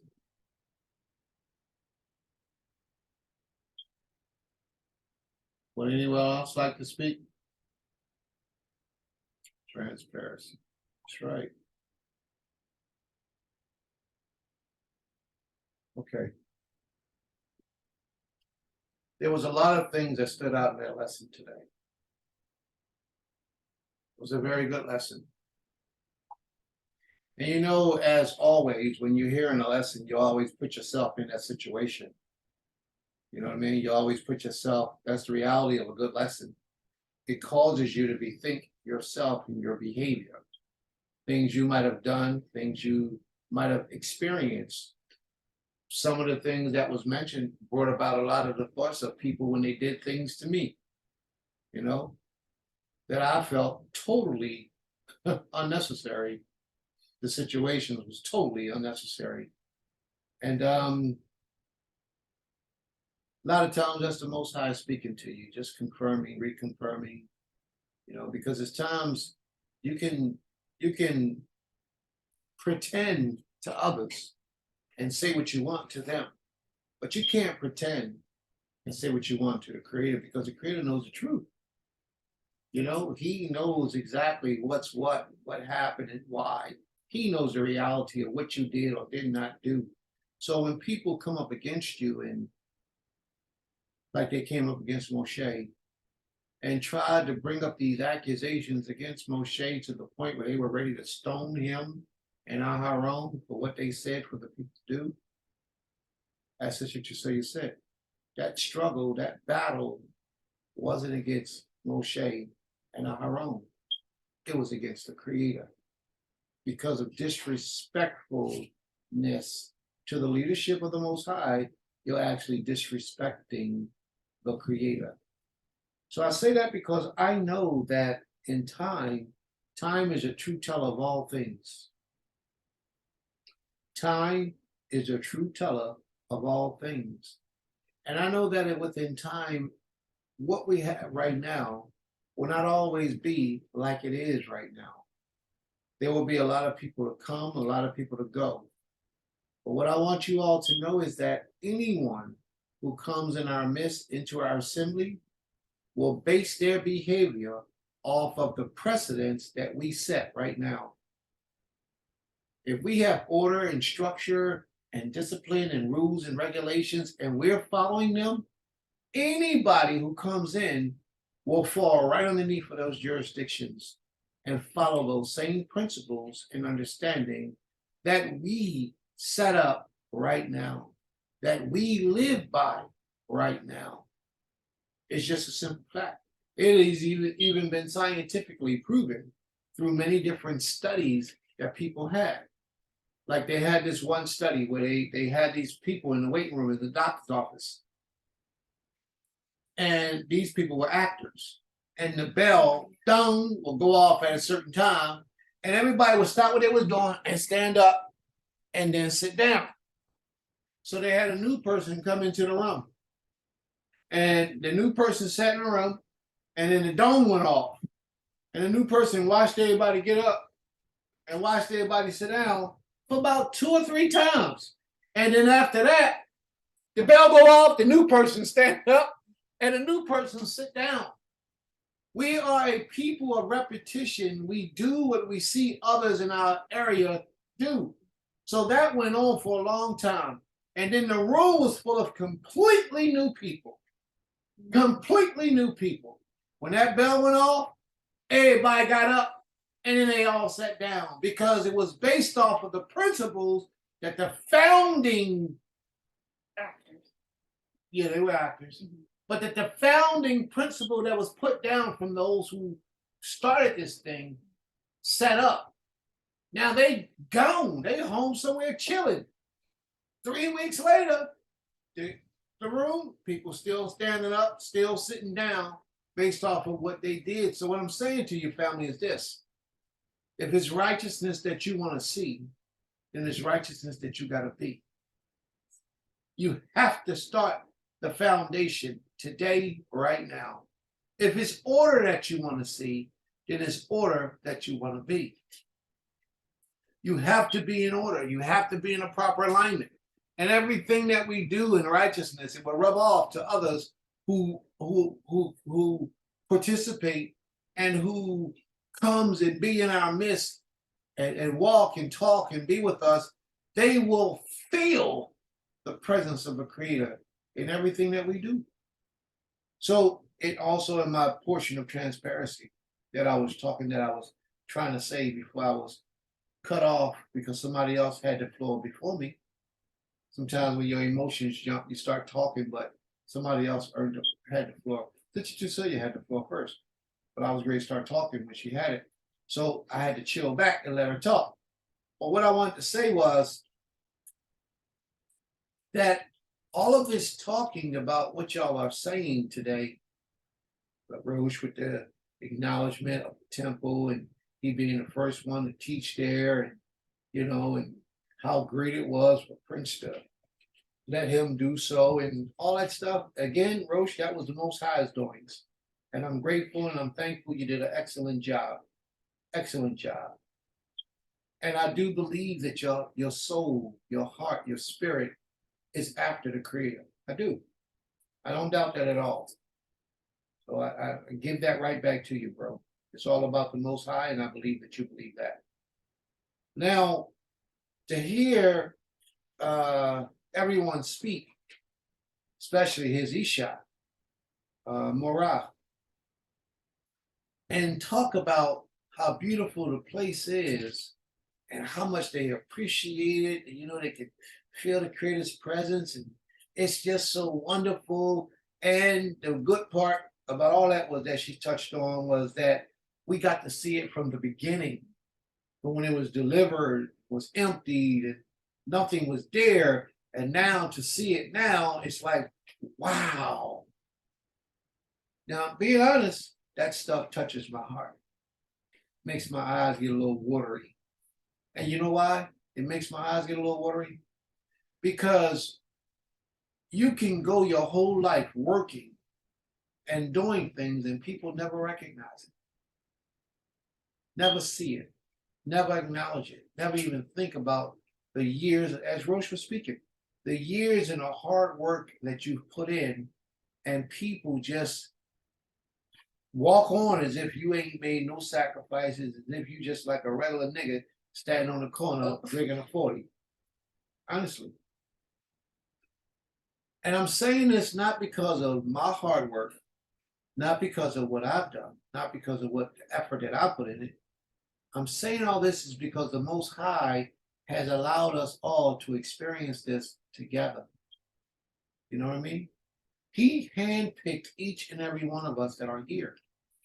And we got to see this from its conception to where it is now, which is still in its beginning stages.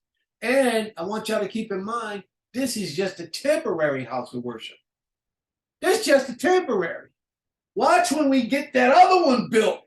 When the land is demolished, earth is dug up, and oh man.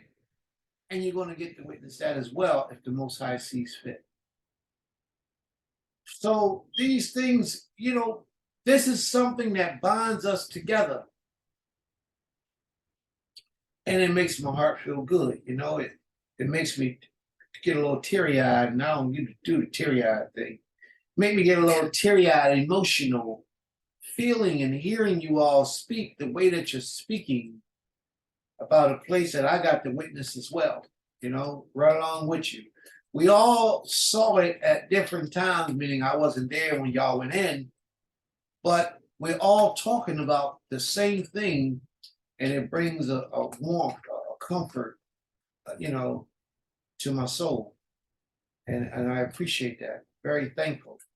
And yeah, it was a lot of blood, sweat, and tears. Roach bled a little bit on his hand. I don't know what he was doing. He was doing something. He cut a little bit of blood on his hand. But it did cost us a lot of money to get it to the place where it is. A whole lot of money, more than what we expected. But it don't matter because the Most High gave us what we needed. That portion of the journey is over. It's completed. So whatever we spent, however debt we went into, the Most High gave it back plus some. So all y'all who has contributed, all of you who have contributed to the development of it, may the Most High be pleased with your efforts as well. And just know that your money went there, your time went there, and all that you could do helped to come into that place, to make that place what it is. So when you go in there, you can say, whew, I helped. Because that's what it's all about. And then when we get all the rest of the stuff together, and I'm going to share something else with you. But when we get all the rest of the stuff together, the houses, the communities, the wells dug, and all that stuff, you can also say, whew, I helped. It's going to all transpire right before your eyes, but real slow. Real slow, real slow, real slow. And then you're going to look up 2 years later, and you're going to say, man, we did a lot in that little bit of 2 years. But right now, it seemed like so long of a time. This is the other thing that I wanted to mention. As we said initially, when we started this journey with the house of Knesset, of building it up, the house of worship, temple, putting it together on the land, that's the first completed building structure that we have. Okay. We don't have any other houses that's completed, structured, and ready to be livable. Ready to be operable on that land. Everything else, we got temporary, we got campers and stuff like that, but that's all temporary. That's going to go in the next couple of years, going to be for visitors and guests. We all move into houses. So the first house that we built and established was the house for the Creator, as it's supposed to be. Let His Spirit dwell first, and then we can do whatever it is that we do. But that had to be given to the Most High. And now the sisters, it makes me feel so good that y'all all up in there decorating, and boy,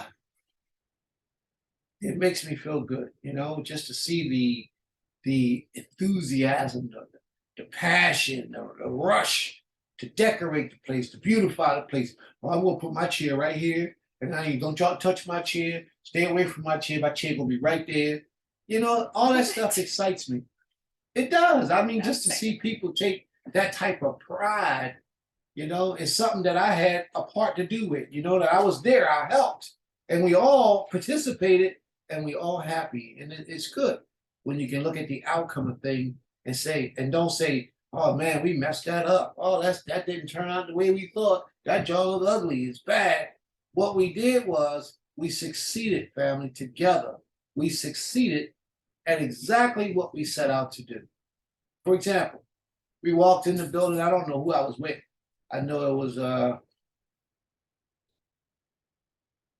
my Isha, Sister Mariah, and I don't know who else was with us. When we first got it, we walked in the building. Well, we got to put this over here. We got to put a wall up over there so people can put their shoes, because ain't nobody coming in with their shoes on the building. Leave your shoes at the door on the shoe rack. So put 2 walls up here, and then put a little stage up the front, a little podium. And here it is. That's exactly how we built it. Exactly the way that and that wasn't me, that was them talking. Exactly the way that they said that this is the way it should be, that's what we did. And I'm thankful, everybody got a little part of this. everybody. This is just the beginning, family. I promise y'all, this is just the beginning. The Most High got so much more in store for us, so much more.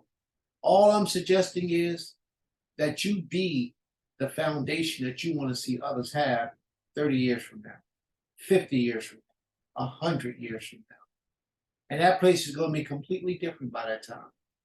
But you be that foundation today so that they will learn from your footsteps, stand on your shoulders, and take it higher and higher, further and further, deeper and deeper. May the Most High be praised. Anyone else wish to speak?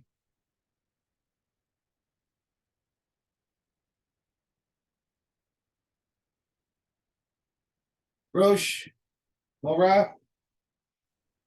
Shalom, Kulam. I enjoyed, as always, hearing you all, comment on the certain things that were spoken about, or just sharing your life experiences and things of that nature. Again, all glory and honor to the Most High for moving you, Prince, to challenge me to put something together, and also to be, as I stated before, the first to teach at the Knesset. That's gonna always be a memory of mine, and I mean, honestly, I think it'll probably always be a memory of yours, because, like, I think one of the Geber has said, you don't, leaders don't do that. Leaders are they baby. This is your baby. Temple Kivarim was around years. This is your baby, and allow me to come up in there and do that. I appreciate it. It's always going to be a good memory of mine, and I appreciate you all that stuck it through. I didn't know I was going to go that long, but hopefully something was said that can not just be heard, but actually be done. Because that's me. I'll say this one last thing. I remember I told Prince this, and I'm not big on teaching every week, like getting up there teaching every week. I've taught often and before and stuff like that, but and the main reason I don't, and I think it's needed. I know it's needed, but he's challenging me to go ahead and do it every week, which I have no problem with doing. It's just that for me, I really want people that I'm teaching, and I know we can't control the people that we're teaching. When I say this, I'm not talking about you all, because outside of you all I teach, but to have the desire. I think that's the one thing that us as Yisrael, we failed at. And when I say desire, I'm not saying the idea. I'm talking about an actual desire. Because what I found out over my years is we are the people that have ideas all the time. Like, we have ideas like nobody else. But the desire to do something, my mom used to always say that a person really want to do it, they'll do it. Like, we'll figure out anything else we want to do, we'll do it.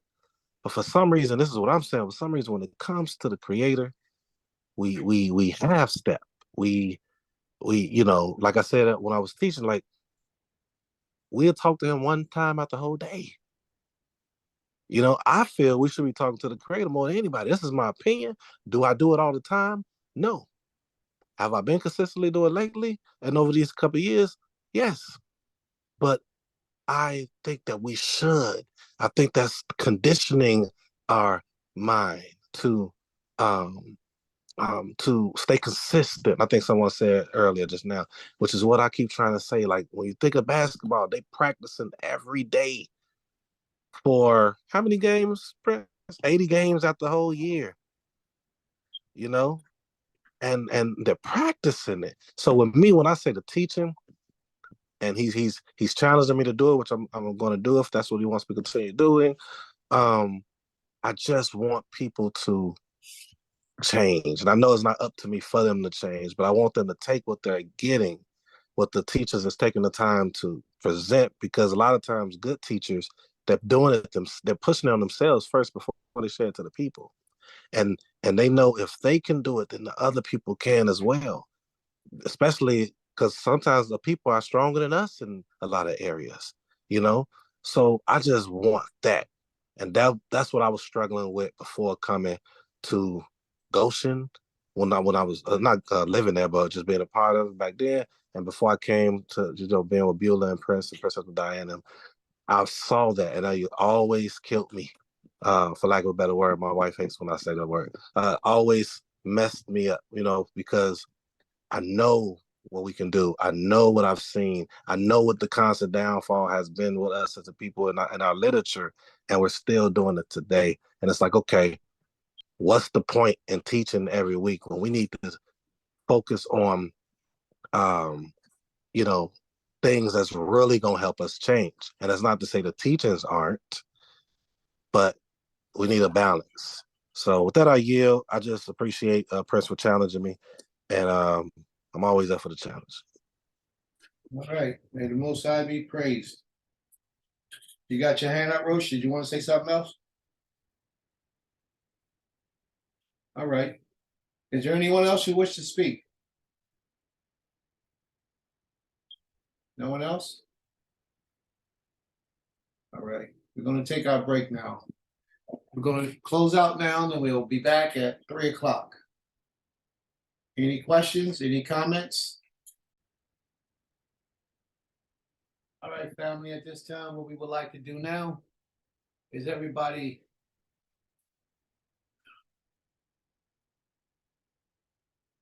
give their commandments. I don't see my brother here in the room. All right, I'm going to have to do it until he returns, if he shows up anytime soon.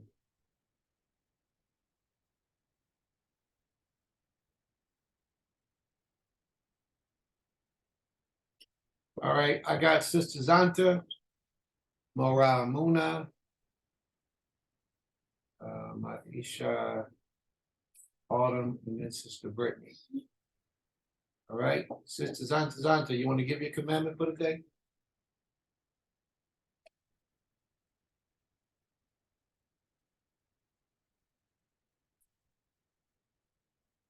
Can't hear you, sis.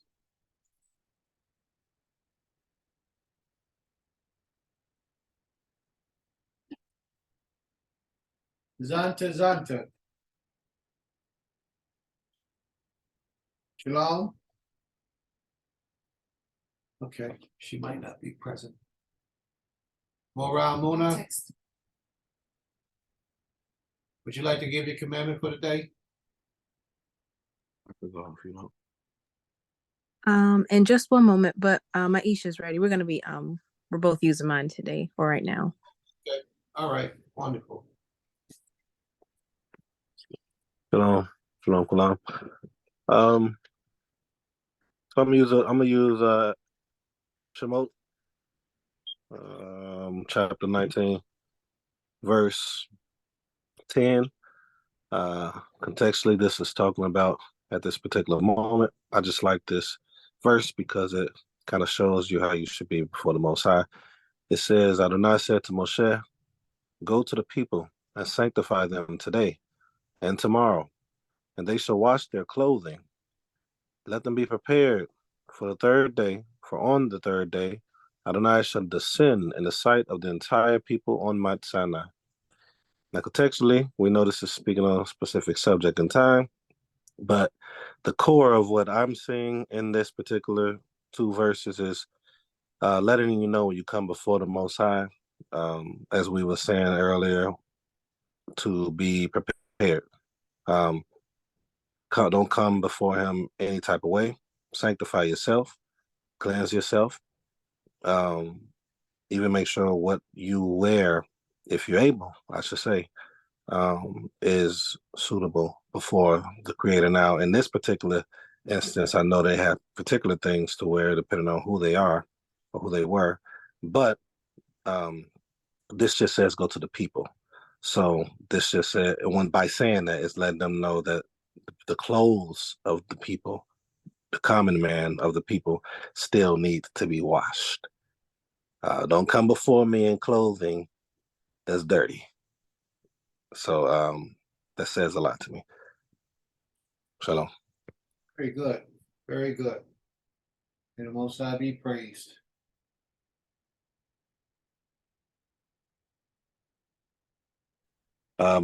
Amona was asking, can you come back to her? Okay, very well. Sister Zanta, you back?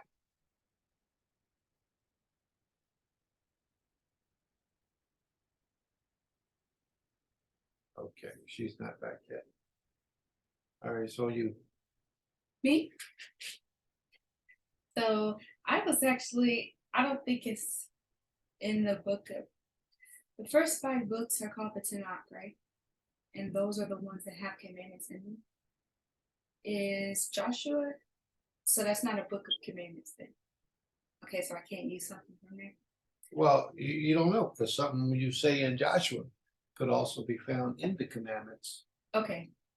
Well, I was going to use the be strong and of good courage, that saying that the Most High told Joshua and the children of that the Most High told Joshua.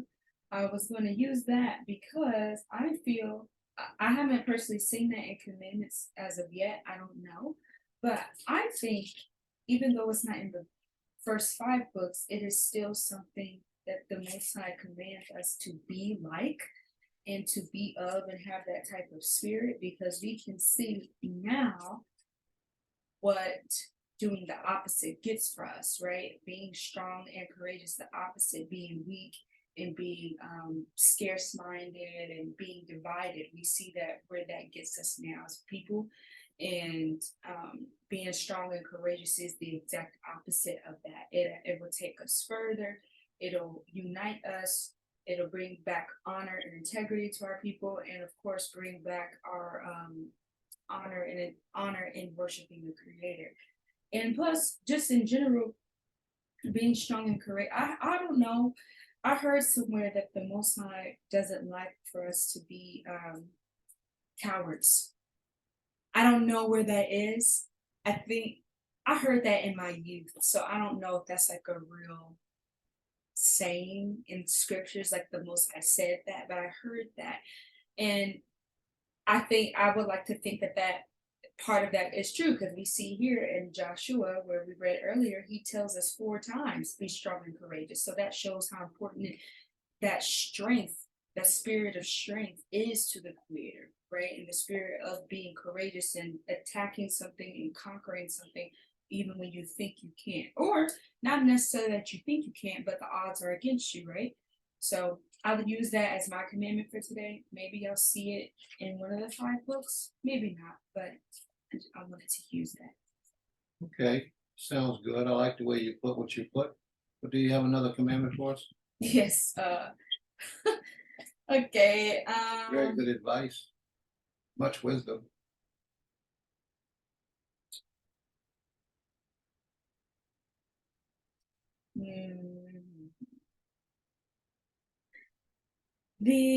I guess the official commandment then, since I can't use that one, would be Leviticus chapter 11:27. And whatsoever goeth on his paws among all manner of beasts that go on all 4, those are unclean to you. Whoso touches their carcass shall be unclean into the evening. So we're not supposed to be eating cats and dogs. Can't do it. Okay, that's your explanation of that? I think it's pretty straightforward. All right, very well.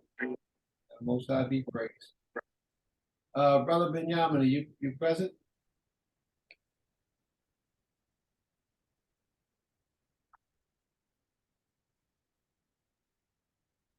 I'm present, bro. Shabbat shalom, man. How you doing? Good to hear your voice, bro. Rosh, he has went. His wife didn't go. She asked to be returned back to. And Maisha Autumn went. Would you mind taking it over now? Yeah, sure. I got it. Try to wrap up. Let's see. All right. Next, we could have Sister Brittany. Would you like to give us a commandment today? Yes, I have. Let me go. I have Deuteronomy, chapter 4, verse 2. Ye shall not add unto the word which I have commanded you, neither shall you diminish out from it, that ye may keep the commandments of the Most High, which I command you.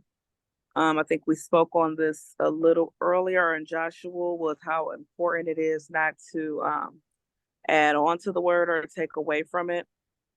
And then, at times people can have good intentions, but it can still cause the people to be in error if it's not, if it's just taken away from the commandment or adding to it off a personal belief or feeling.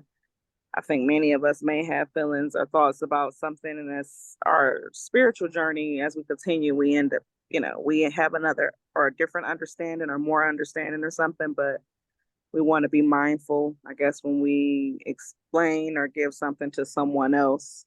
Sometimes maybe we want to keep it simple because we can cause them to be in error of something in our understanding or misunderstanding.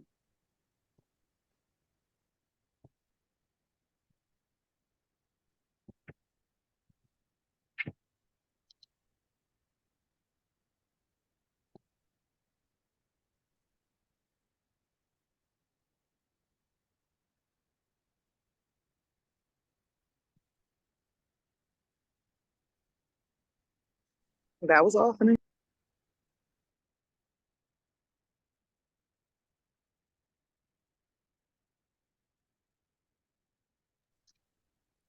All right, Sister Brittany. Sister Tassila, would you like to give us a commandment? All right. I have from Exodus 23:1. It says, "You shall not spread false report, or do not join the wicked in being malicious, like a malicious witch." And to me, that speaks for itself. You do not follow people in spreading news that is false without proof. Because whatever the news is might be of malicious intent also. So speak for itself.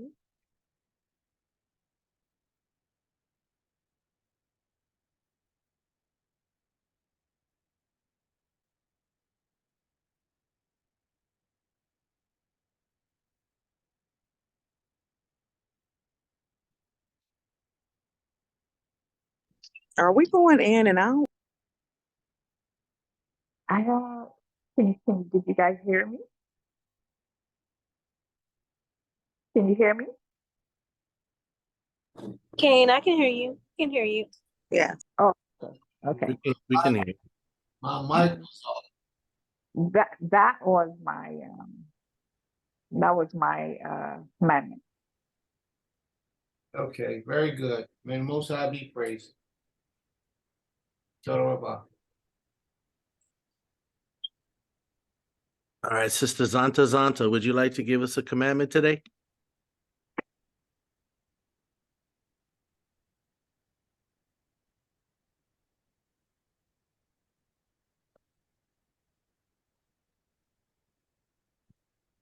Sister Zanta, are you present?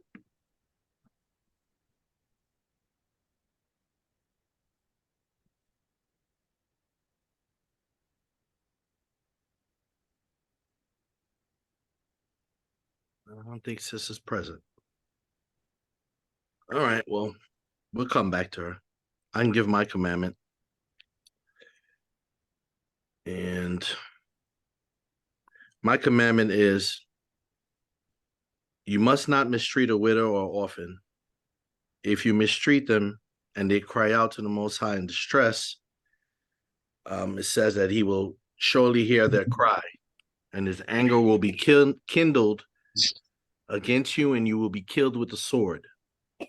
Then your wives will become widows, and your children will be fatherless. So my explanation for this is just the Most High telling us that we need to look out for the unfortunate. You know, especially those that don't have a covering. We're supposed to look out for them, take care of them, you know, like they're ours. Like we're supposed to just treat them just like we would treat anybody else. You know, nothing special, nothing against them, just give them the same respect we give everyone else. Make sure that they have what they need. And for those that are unfortunate or less fortunate, you know, there shouldn't be no unfortunate or less fortunate around us because we should take care of our own. That's right. Can I ask a question about that? It sounds like it was geared towards was talking mostly to the men. Which And part, sis? huh? Which part seems to be just toward the men? It says that your wives become widows and your children become fatherless. So that is pointing towards the men mostly, and I'm wondering if it's talking about taking advantage of widows. Widows, that means they have no husband. So widows have no husband. Their husband has passed, right? And so is it talking about taking advantage of widows in the sense that of denying them food or not taking care of them in their poverty, or it can be something about needless things like taking advantage of them sexually without covering them. I'm wondering what that all entails. All right, Brother Benjamin, can you read your commandment again, please?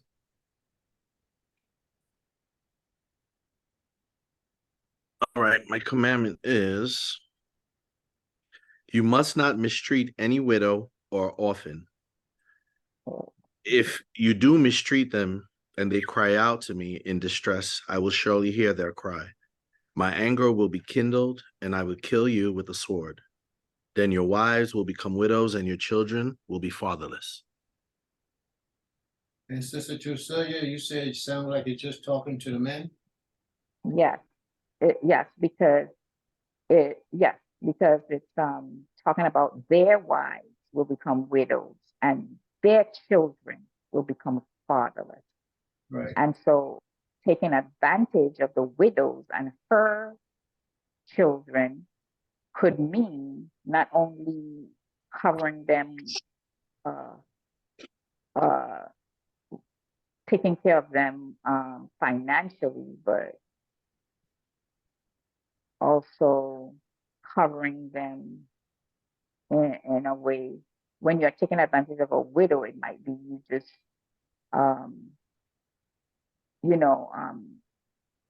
taking advantage of her because she is very open, to predators, and her children are also. And not only covering them financially or giving them the sustenance they need to survive, but also just not covering them, but that way, but also taking advantage of them of the widow sexually without covering them, like let's say being a father or a parent to her children. I don't know.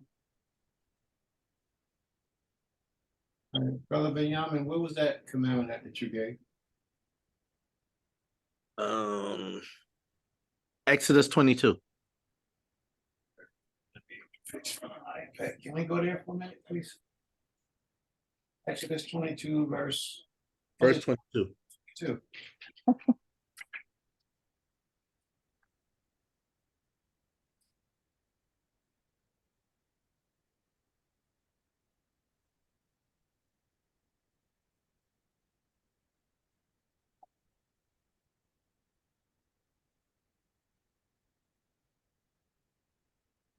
Okay, so what that is an extension of 21. Okay. What I was looking for is not present in that scripture. So I'll just have to elaborate it so that we all understand. Do we remember in the book of Genesis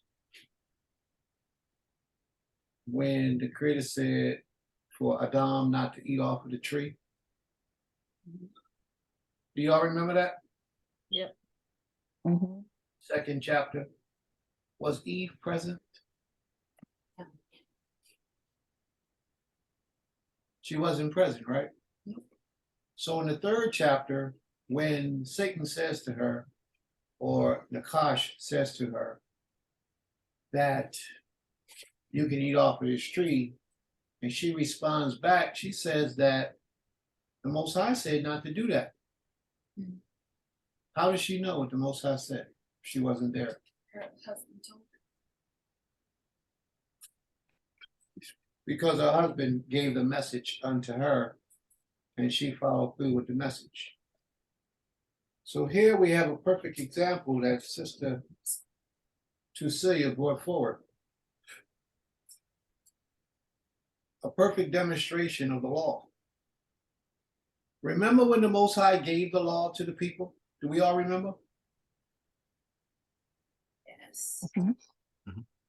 He said to Moshe to get the men to purify themselves away from their women for 3 days, because on the third day, the Most High is going to come down and meet with them. He called the men out. He didn't call the women out, he called the men out.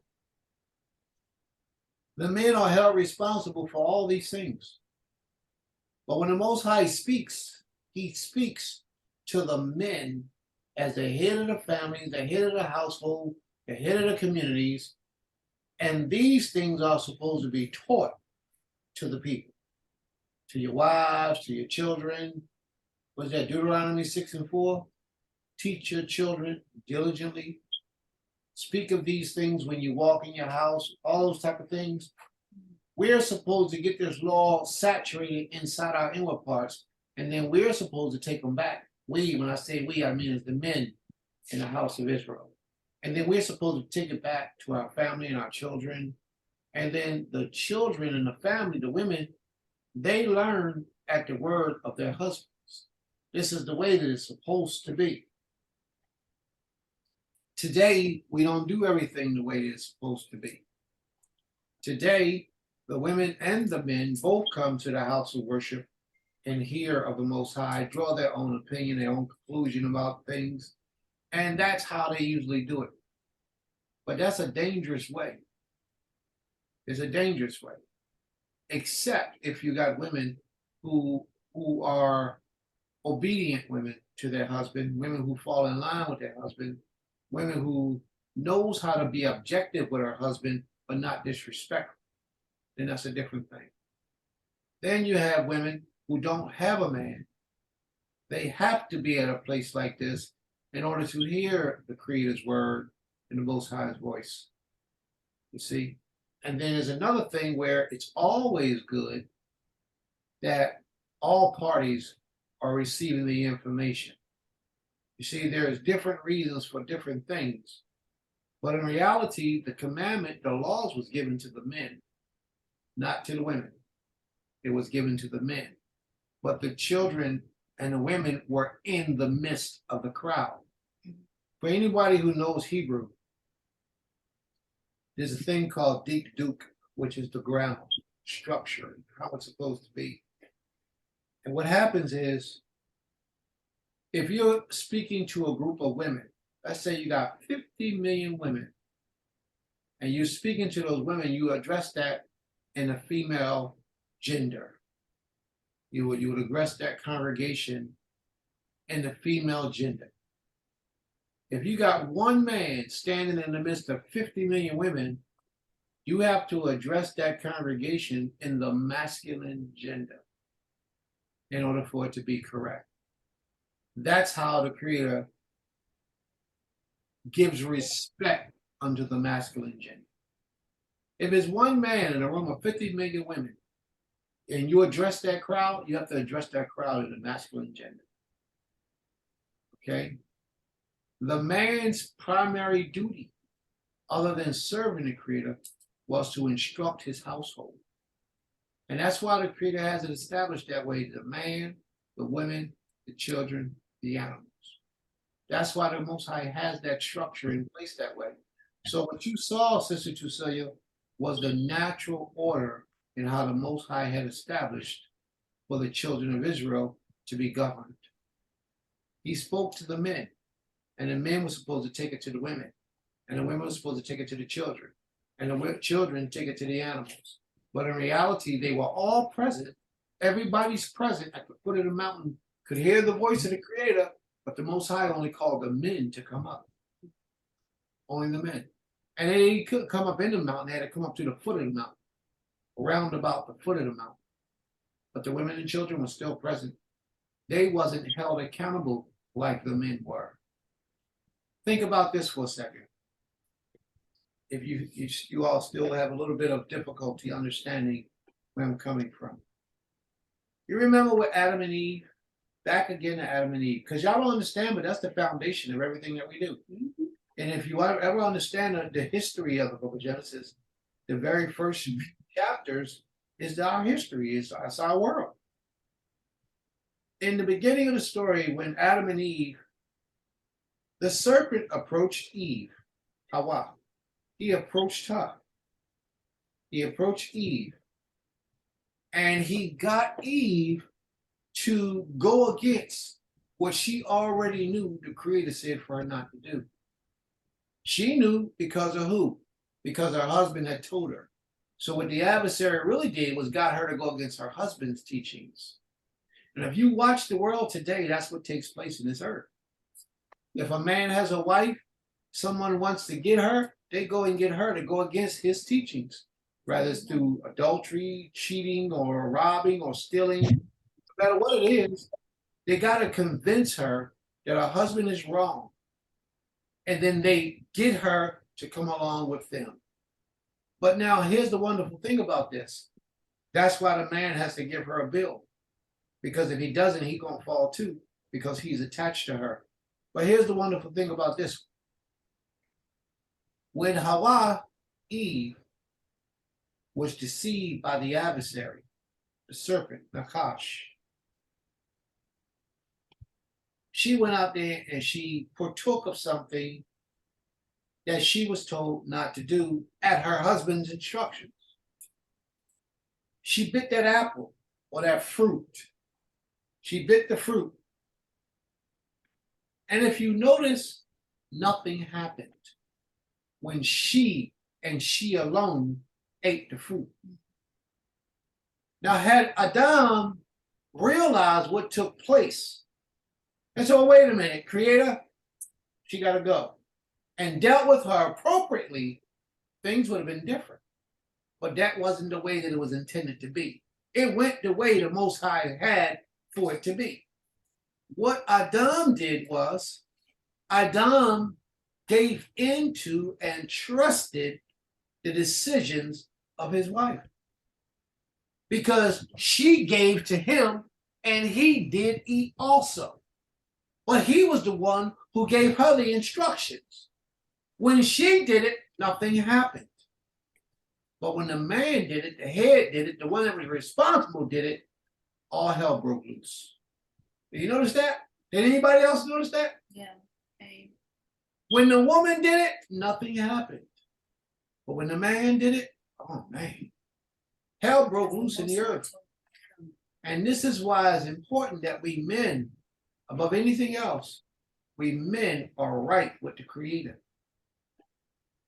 Above anything else. Then it's important that our women are right with the Most High. Then our children. But if you notice, our children become both men and women.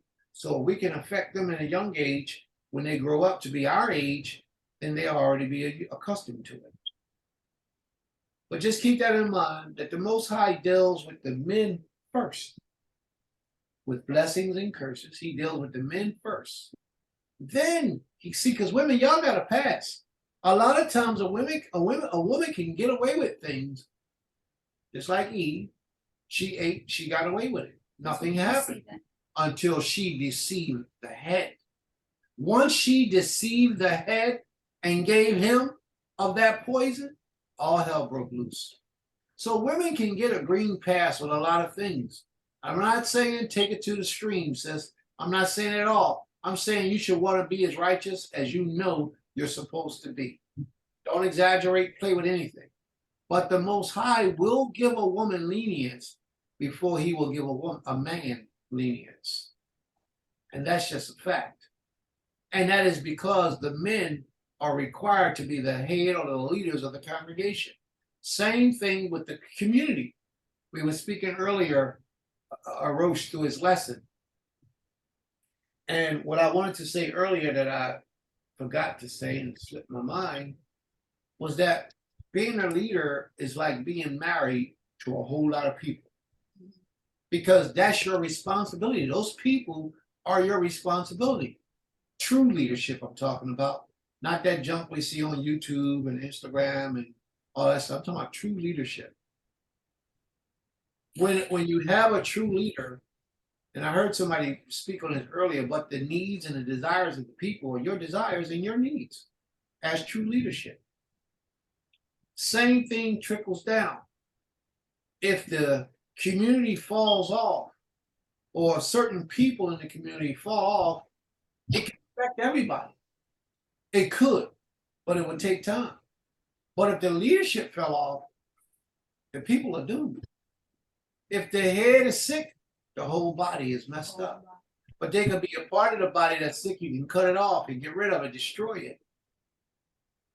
But if the head is sick, everything, nothing else can work properly. So I just want to mention some of those things to you so that we can see how important it is that your head be on point.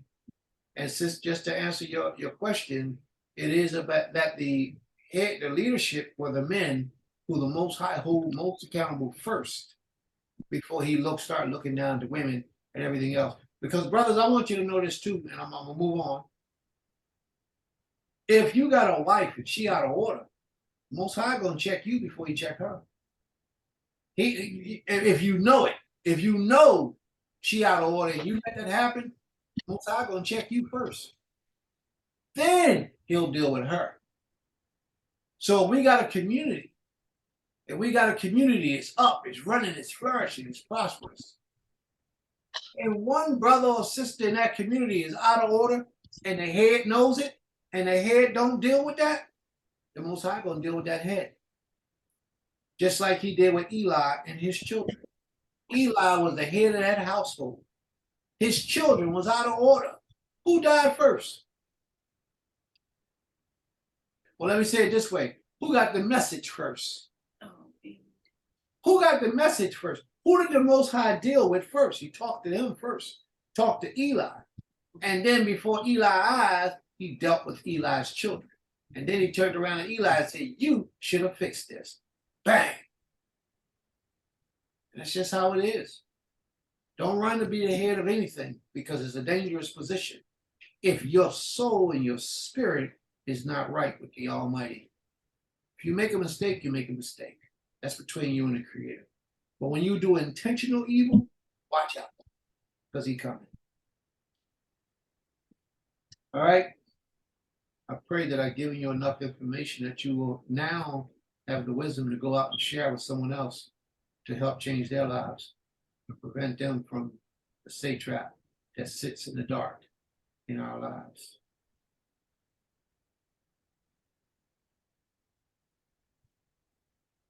Sister Trucelia, did that answer your question?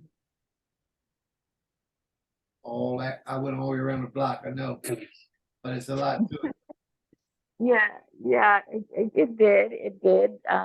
Ultimately, the men are, and I actually believe that, the men are, and that is why um, the evil of this world and this uh, the dispensation we're in, and there is more focus on the men,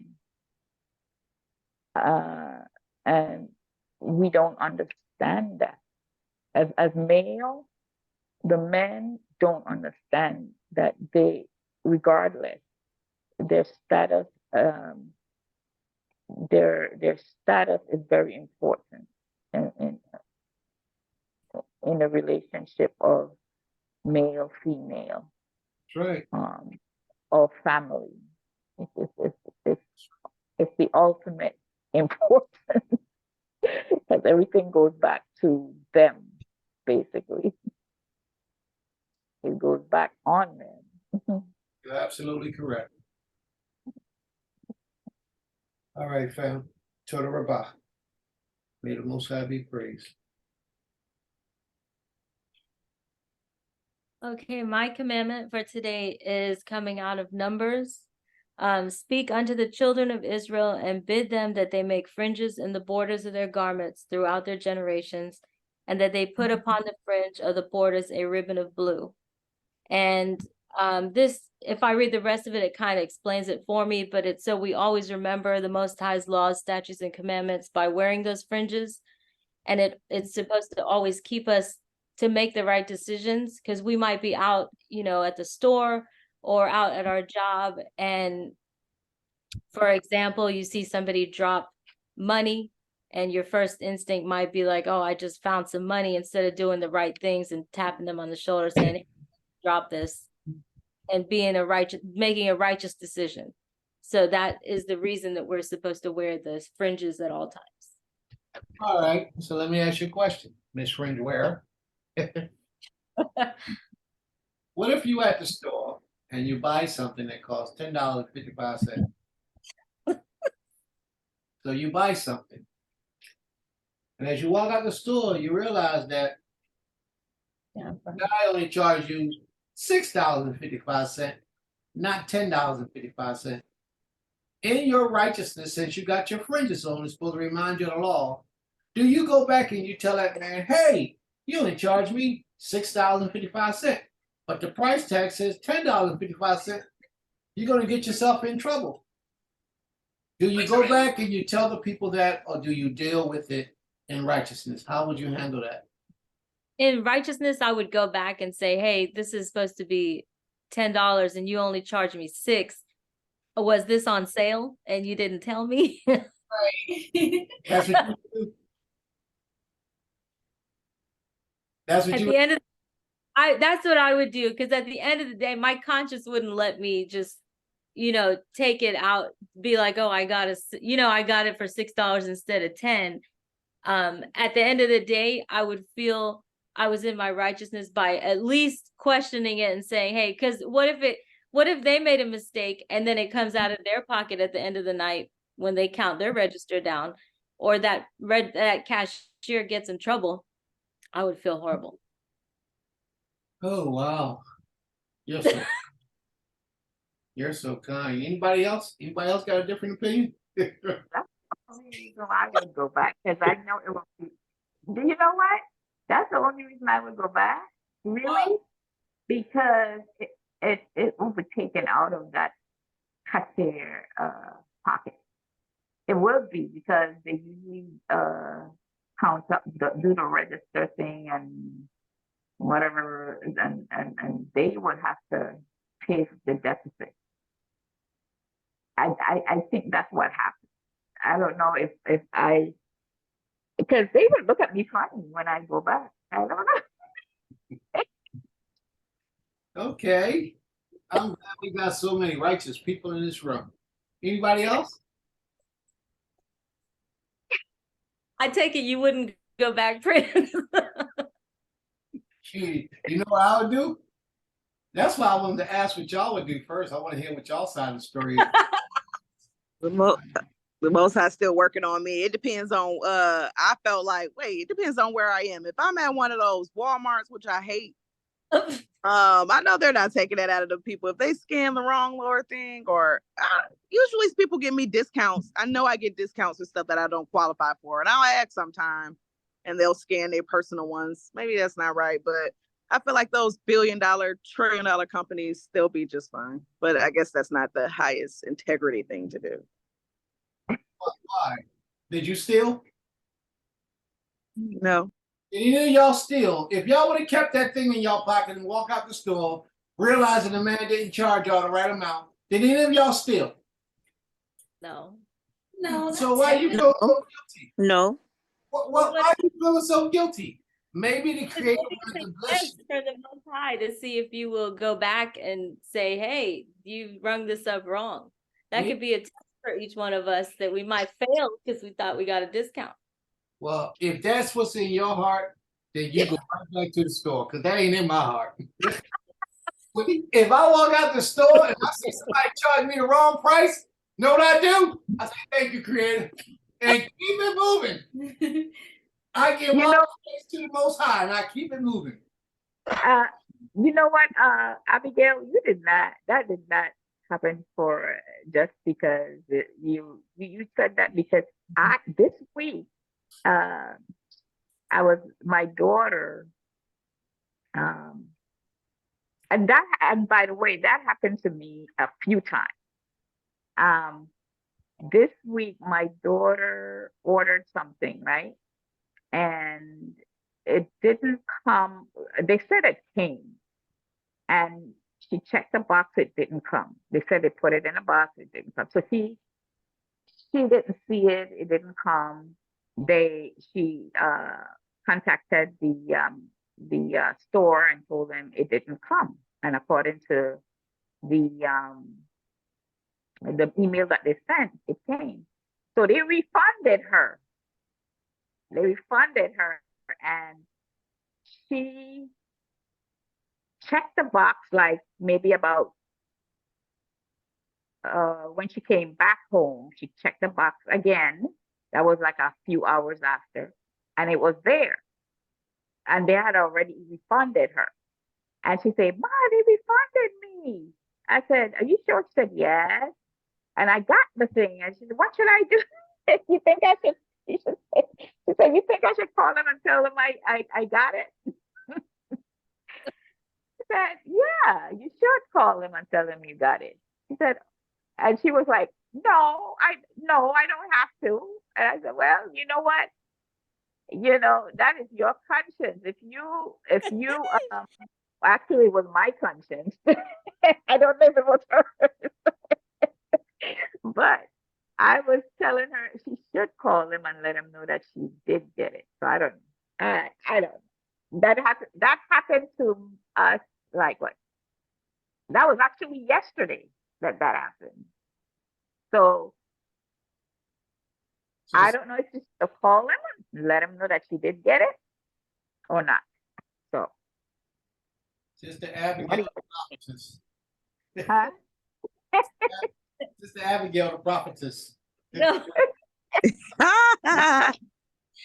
Before, I'm not saying that, I've always done that in my prior years of living.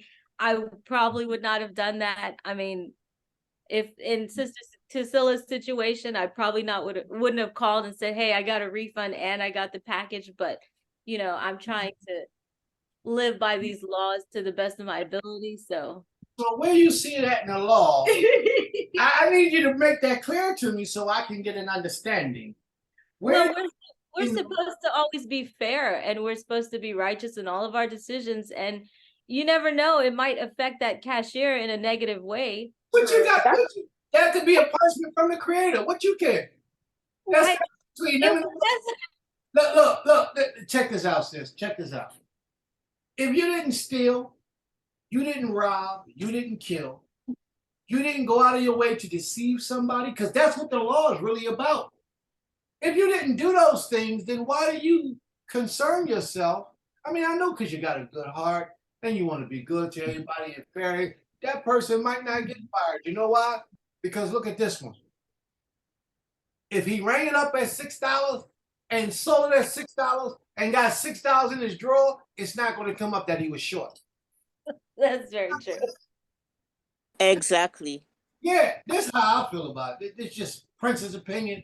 You know, I gotta tell you, it's my opinion. It's my opinion. It's a law. It's law. Fact. My opinion is that's the Creator blessing you, looking out for you. I've had things like that happen plenty of times, and then came up. I needed $5 or $6 that same day, right after that, and didn't think I had no money in my pocket. Think of my pocket. Think of that $5 or $6 that was left over. The Most High know what He doing. He know what He doing. It's us who don't know. All I'm gonna say is this, and I'm gonna be quiet and let y'all talk with y'all guilty stories. Yeah, I have walked out the store with one time I walked out the store with I bought a pack of water. Yeah. And have I know when I look at the receipt, the water isn't on it, right? And one time I walked out the store, and I said, wow, the water isn't on it. And one of the workers was going back inside, right? I said, I wonder if I could tell him to take it. And then he looked at me, and I said, hey. And I was like, you know what? I walk out the store. He said, oh, well, you out the store now. You might as well go about your business. See? You see that? You see that? Look, this is how I feel. And this is just real with me right now. This is just real. Because this type of stuff happens all the time. If you're not stealing, and if your intent is not to steal, and you didn't steal something, hey, this is what they're supposed to charge you. They ring you up at the register. They charge you what they're supposed to charge you. You leave, that's yours. Now, sometimes I do feel bad, like if I do like you did and have something on my cart and they didn't see it, I will feel bad. And I might take it back. I might, because if I'm out at the store, I will. But if I'm out the door and I'm leaving, I'm gone, I ain't taking nothing nowhere. I'm counting it as a blessing and I will keep it moving. But I will not steal. I won't do that. That I won't do. But I'm going to ask you for a discount all day, all night. And if you give me a discount, because when they give you a discount, that's not the right price. And you're getting it for a different price. It's just like when they ring it up. I ain't got no problem with a freebie. I get what you're saying. And I think, 9 out of 10 times, if that happened and I do take it back, they'll say, oh, well, don't worry about it. But my conscience feels better because I questioned it. And then I look at it as a blessing from the Creator. Yeah. All right. Great. Conscience, do whatever is right in your mind. Whatever makes your conscience feel good, that's what you do. My conscience was good. Man, I'd be at the register sometime and see you ring it up wrong. And I mean, oh, yeah, great. And still walk out the door and say thank you. I look at the cashier and I say thank you. Because you got to know this too. And this for real. A lot of them be trying to look out for you. And you get stupid talking about, hey, man, that's the wrong price. And then they got to go back and change it in front of other people listening and all that stuff. And they don't want to do that. But since you done brought it out and made all that noise, now they got to fix it. Me, I accept it. I say thank you. Look them right in their eyes and say thank you for that. And keep it moving. But it's true. Some of them be looking out for you for real. Because I've been on the ticket and said, this is for this much? Nah, they put the wrong price on this. This ain't worth it. And they be looking out for you sometimes for real. Y'all don't think Prince is Still. bad dude? No, man, I can tell you some stories. I get bored, and guess what? I make out every time. I smile and keep it moving. Now, after this next person, I'm gonna tell y'all this story of what happened to me at Home Depot in Lowe's. So, Rosh, all right, you got the floor. Remind me to tell. Shalom. Go ahead. Can you hear me? Got it, bro. If you ain't stealing, if you ain't doing all that, I'm for my people. And then if, as far as a person that asked, I forgot who asked about, like, if it's one of our people working for them, that's on them. Did y'all read the book of Maccabees?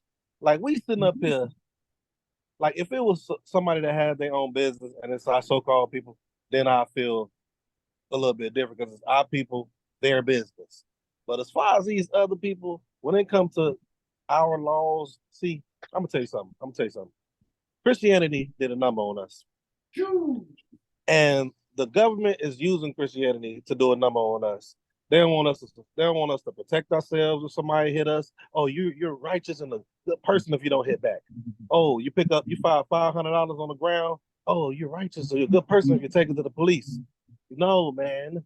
This is my opinion. Those laws is for our people, in my opinion. That is, we supposed to do good to each other. Conscious Israelites, in my opinion, serve the Most High out.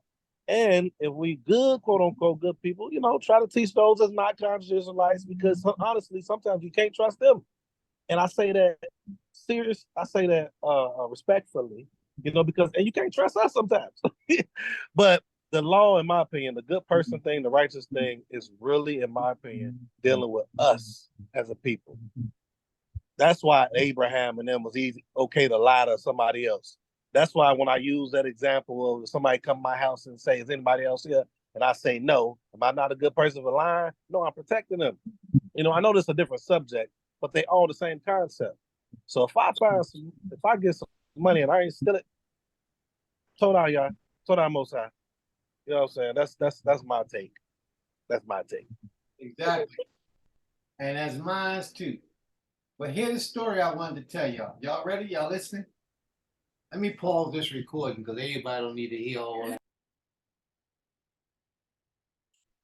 Isaiah 45:5. The Most High says, I am the Most High, and there is none else. There is no Elohim besides me. Y'all follow that? So all them Christian teachers who's teaching that Jesus sit on the right side of the Father, the Creator just proved him a liar. He said, there is no power beside me. Ain't nobody on my right or my left. That's a lie. He said, ain't nobody beside me.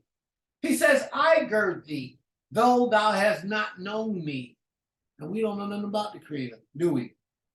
Yeah, I know. That they may know from the rising of the sun and from the west that there is none besides me. There is no power beside me. None.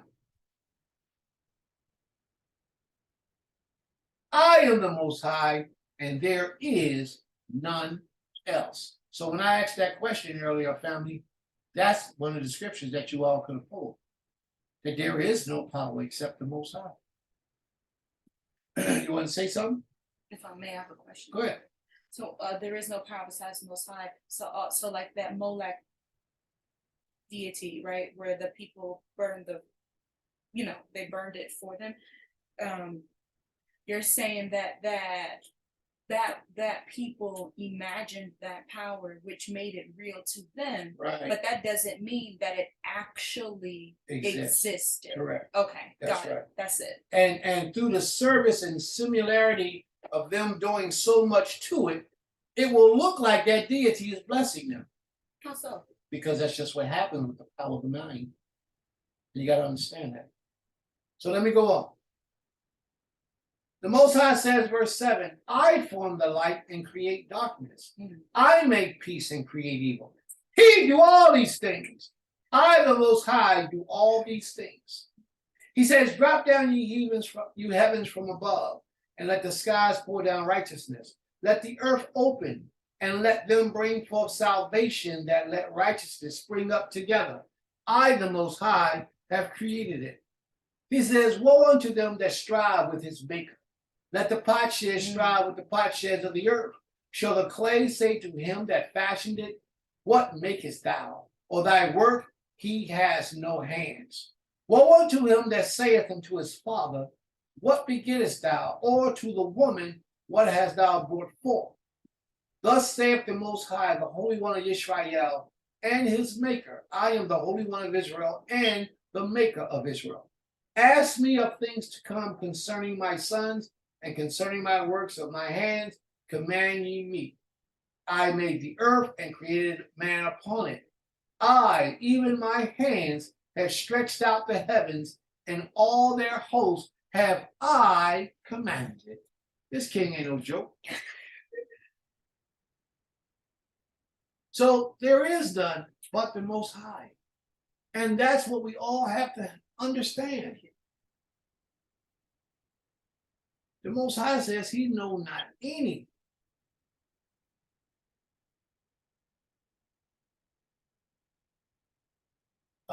Which remains among the graves, alive in the moment, and eat swine flesh involved in abominable things in their vessels.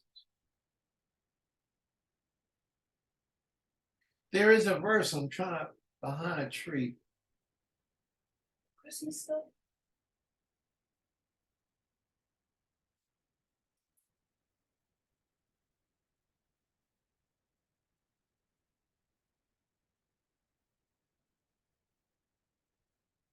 All right, I can't find it. There's another verse in here where what I'm saying, the Creator sheds light on. But we're going to move on. All right. Are there any questions? Anyone have any questions?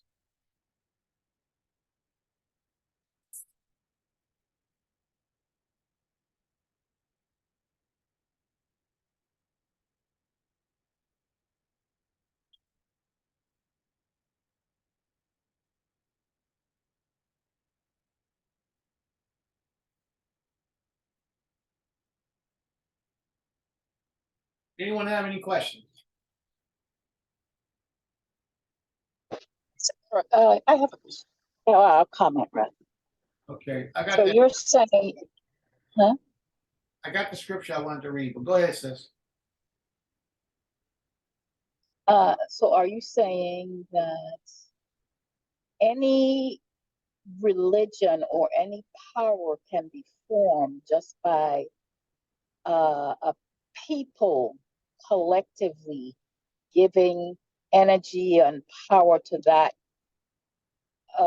particular object or entity?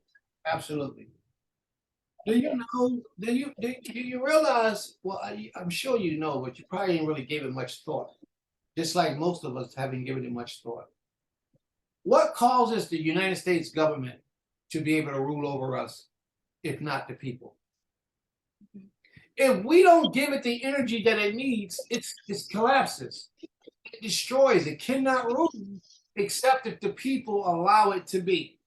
Now, the United States government is a people, real people. We know that they're flesh and blood. But a deity is the imaginations of man's mind. We give it the strength, the power, the ability that it has. Do you understand? Yeah. I was gonna ask you, is that why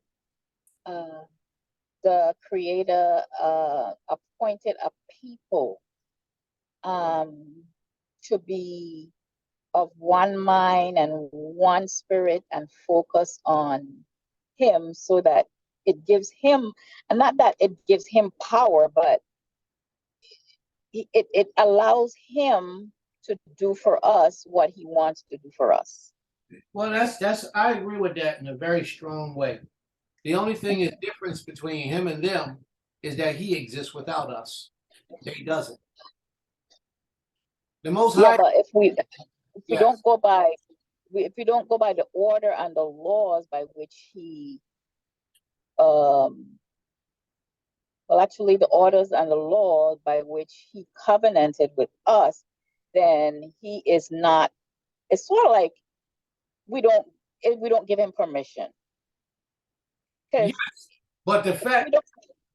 we don't give Him permission to be over us. No. We don't willingly give him authority over us. He already has it. The Most High has authority over everything in existence. When we begin to serve him, we get on his good graces. We go to his good side, the better side.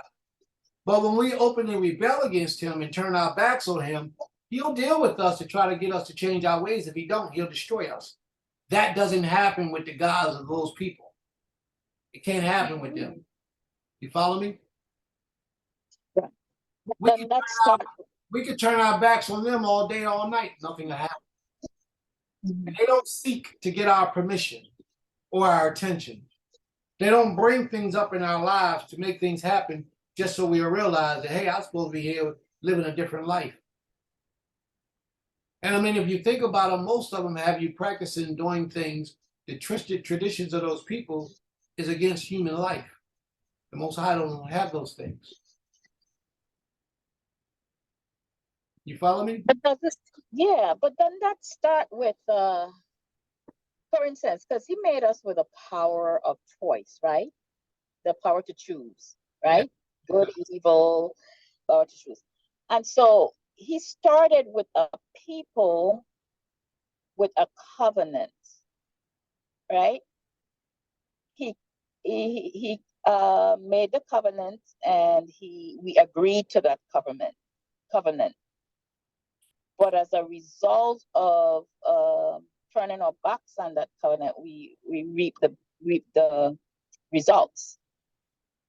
You know what I'm saying? You know what I'm saying? So it doesn't give him, as you say, that it's his grace and his mercy that actually covers us.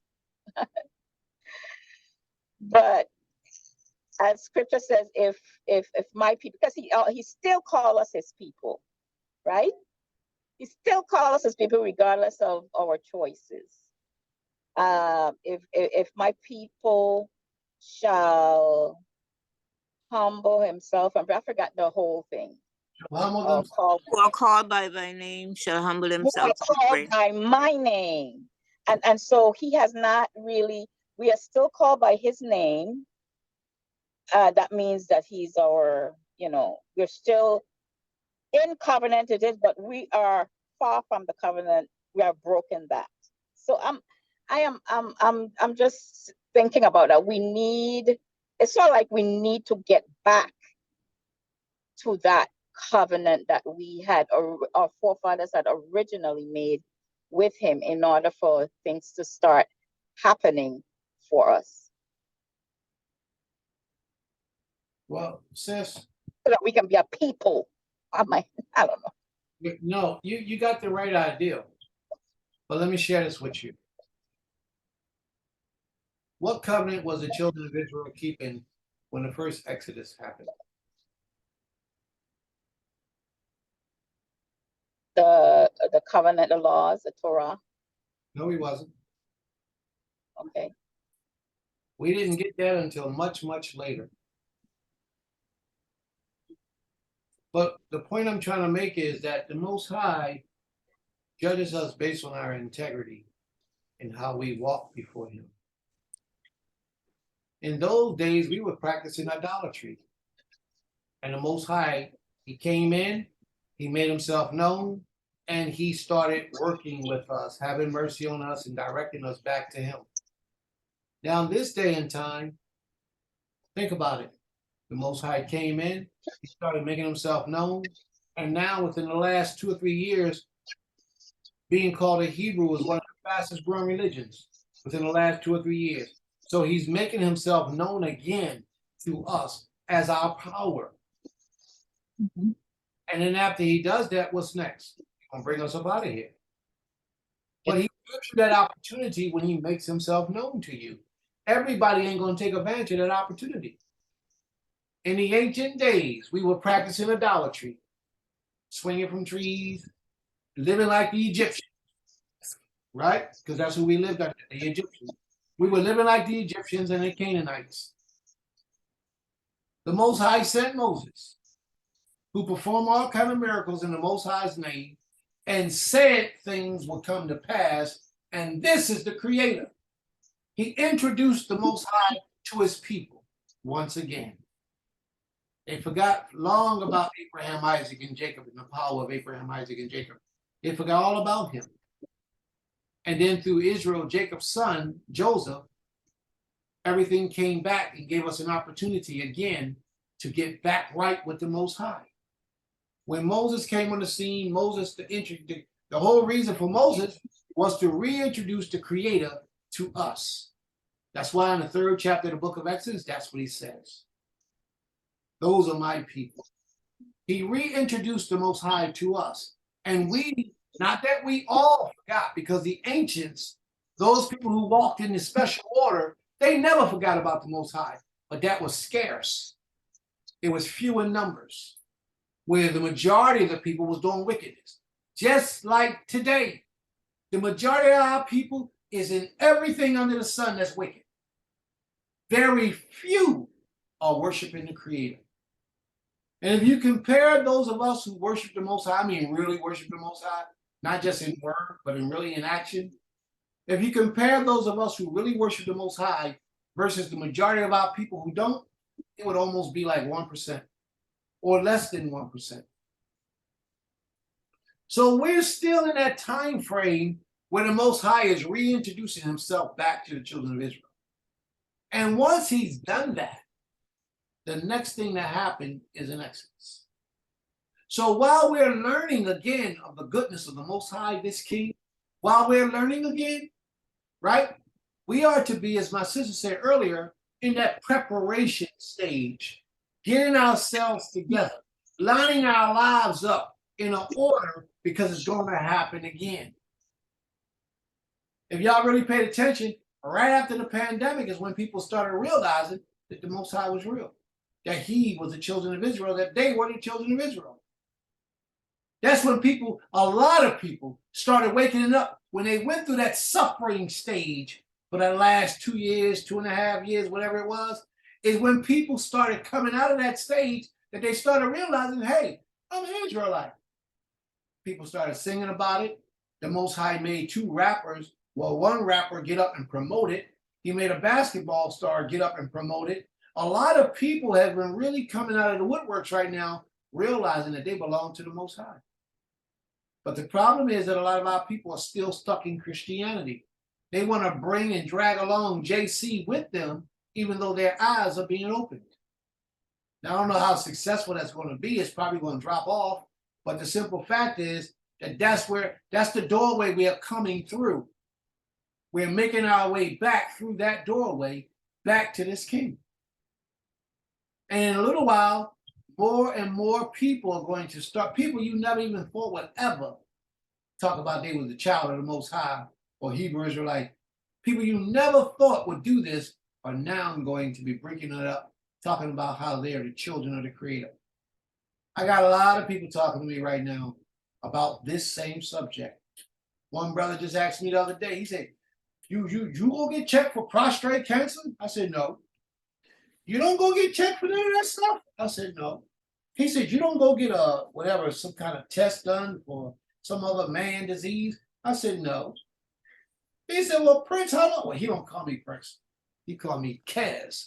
So Kez, how long has it been since you got those things checked out? I said, I ain't never got those things checked out.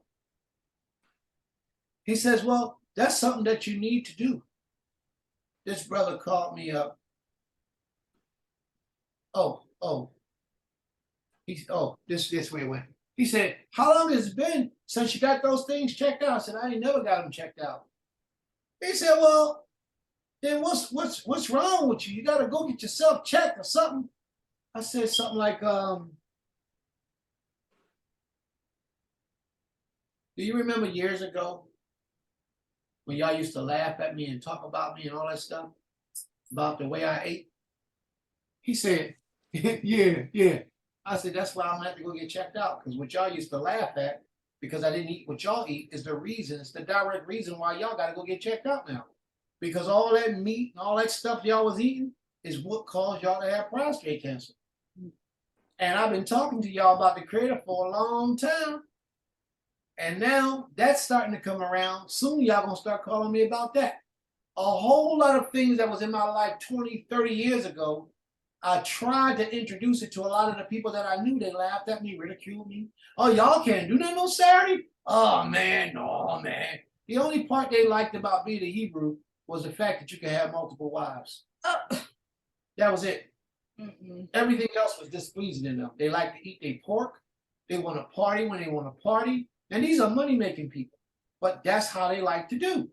So, for that reason, they are now, 20 and 30 years later, reaping the percussions of the lifestyle that they chose. Now, had they taken this walk, a lot of things in their lives would be different. Now, I'm not guaranteeing that they wouldn't be eating meat by now, but they stopped eating meat. They became vegetarians about 2-3 years ago. They called me up one morning, him and his brother, both of them. Well, he a doctor, and his other brother is a doctor. So they all called me up, and we talking on the phone. Hey, Kaz, remember how you used to eat back? What do you eat? And when you started doing this? We do it now. It's too late. Y'all sick. They're all sick. Now they want to change their diet and start living healthy. Do it before you get sick and prevent the sickness from coming. What do I say? Now they get old and they want to start serving the Creator. All the good years of you serving the Creator, you let go. Now you want to wait till you get 80 and 90 years old. Now you want to start talking about the Most High. I mean, it's good that you did it even then, but you should have did it when I was first talking to you 30 years ago. But you didn't, and they did. So now, I mean, I look at them sometime and I feel sorry for them. When I see the pain in their face, when I see the suffering in their face. One brother, his ankle is messed up from a motorcycle accident. His shoulder is messed up. The same guy, his shoulder is messed up because he got these shots. His back is messed up. Oh, they rich. I'm going to tell you, they rich. But they suffered for that richness. And they didn't have to. All they had to do was walk with me. Just a little bit about what I had to say about the Most High, they could have just listened to. They ain't had to go as deep as I went. I went deep. I went all in. I said, ain't nothing else out here for me. I threw the life jacket off and dove in the water. And I ain't stopped swimming yet. I still, y'all can tell I can really swim. See, the way I did that stroke, see that stroke? I can really swim. So I've been swimming since. But they didn't want to hear that because there was no fun in that. They didn't want to hear that because they couldn't do things on Saturday. You know, they didn't want to hear that because there were certain diets that they couldn't eat. They wanted to eat what they wanted to eat, go where they wanted to go, and do whatever they wanted to do when they wanted to do it. They had enough money to do anything in the world they wanted to do, and they did it. They bought property all around Texas, showed me all this land they got, these houses and all this beautiful stuff. They got boats and cars and garages. They getting it. Real money. They rich because they earned it. Well, because the Most High blessed them. But besides that financial wealth, I wouldn't want to trade places with them if they paid me to trade places with them. They can't walk, can't talk. Sometimes the one brother can't talk. They just messed up. But we don't realize, I'm talking about right now, we don't realize the blessing we have by giving our lives over to the Creator. You would never know it except if you didn't do it. Try walking away from the Most High now and watch what happens in your life. What'll probably happen is he'll probably reach out to you for about 2, 3, 4, 5 years to try to get your attention, to turn you around. And then after that, you'll sit back and you'll start thinking, well, wait a minute, when I lived like that, I never had these problems. Back hurting, my stomach hurting, my head hurting, my legs hurting, my feet hurting, my hands hurting. And now I can't hardly talk. My child is suffering this way and all. Man, let me tell you, I'm so thankful for the glory and the protection of this King. I couldn't begin to tell you how thankful I am. And I pray that you all understand the same way. There is nothing like the Creator. Nothing. This is not a power that you make up in your mind and poof, he exists. He's going to exist without you. That's the difference between him and those other things. The Most High exists without you. They can only exist with you. This King is awesome, man. He's awesome. The trees, the birds, they all praise him. A blade of grass praises the Most High. That's why it grows toward the heavens. They all worship and praise him. It's just man who doesn't. Man who gets locked in his own ways and start thinking that his hand is great and that his hand is mighty. And it's not any of that.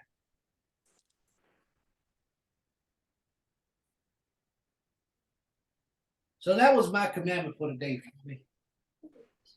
Yes, you have a question? I thought that was a mistake. I seen your hand up, but go ahead. What's your question? My question is, what do you say to people that live like a more African-centered lifestyle, not necessarily worshiping deities, but I guess they don't necessarily, like someone like Dr. Umar Johnson, right? I've heard him say He worships deities. Oh, okay. I don't really know, but I heard him say multiple times he's known people who are Muslim, and I guess he calls it Hebraic way of life, right? I guess he's talking about us. He Oh, I says guess. Hebraic way of Yeah, life, right? yeah. But he chooses To practice Egypt Afrocentricity, sure, as he said. right. He's So- the king, the prince of Pan-Africanism. Pan-African, right. So what do you say to, let's say we have if you have someone like that in your life, what do you say to the people that ask you questions about what you do and try to make that comparison, I guess, because he also says that the Bible, I guess, because he doesn't really, I don't know what he personally believes in, but I'm assuming he thinks that the whole book is what keeps our people down, the whole book, right? Because he chooses Pan-Africanism. Well, okay. Well, I'm just Yeah, I don't know about him thinking like that. okay, so maybe I have that wrong. He believes, from his words that I know of, he believes that the ancient past of the ancient forefathers was the right path, the Egyptian way. I mean, the Okay. African way. Not necessarily the Egyptian way, but Egypt is a part of Africa, so yeah, Right, the Egyptian way. But he believed in the ancient African way, right. as if they were right. That's what he believes. So he most likely would not believe in necessarily Torah being the right way. I can't speak on that. I don't know. Okay, so what do you say to what should we say to people that might believe that way? Because I guess why I'm asking this is because Why should we say anything to them? okay, The best thing you can do is drop a jewel, keep it moving. If they don't get it, it's because it's not for them, or it's not their time. Because a lot of people that will be called haven't been called yet. And they get to see your actions, get to see your works, they get to see how you do what you do. They'll gravitate towards you, whether physically or spiritually. They'll gravitate towards you, and one day they'll get up enough courage and say, "What is it that you do?" And they might not even tell you right then that they're interested. They might still hold on to their pride and their arrogance, but eventually they'll come around. If it's for them, don't see. You gotta remember, I like when ROSH says this right here: 2/3 is getting cut off. It's going to be a remnant of a remnant that makes it, and we have to remember that. Stop thinking that everybody is going to serve the Creator, because they're not. A lot of people are going to see destruction. That's the sad part, because a lot of the ones we love, a lot of our family members are going to see destruction. Our fathers, our mothers, our sisters, our brothers, our cousins, even our children, a lot of them are going to see destruction. You can't force people to serve the Creator.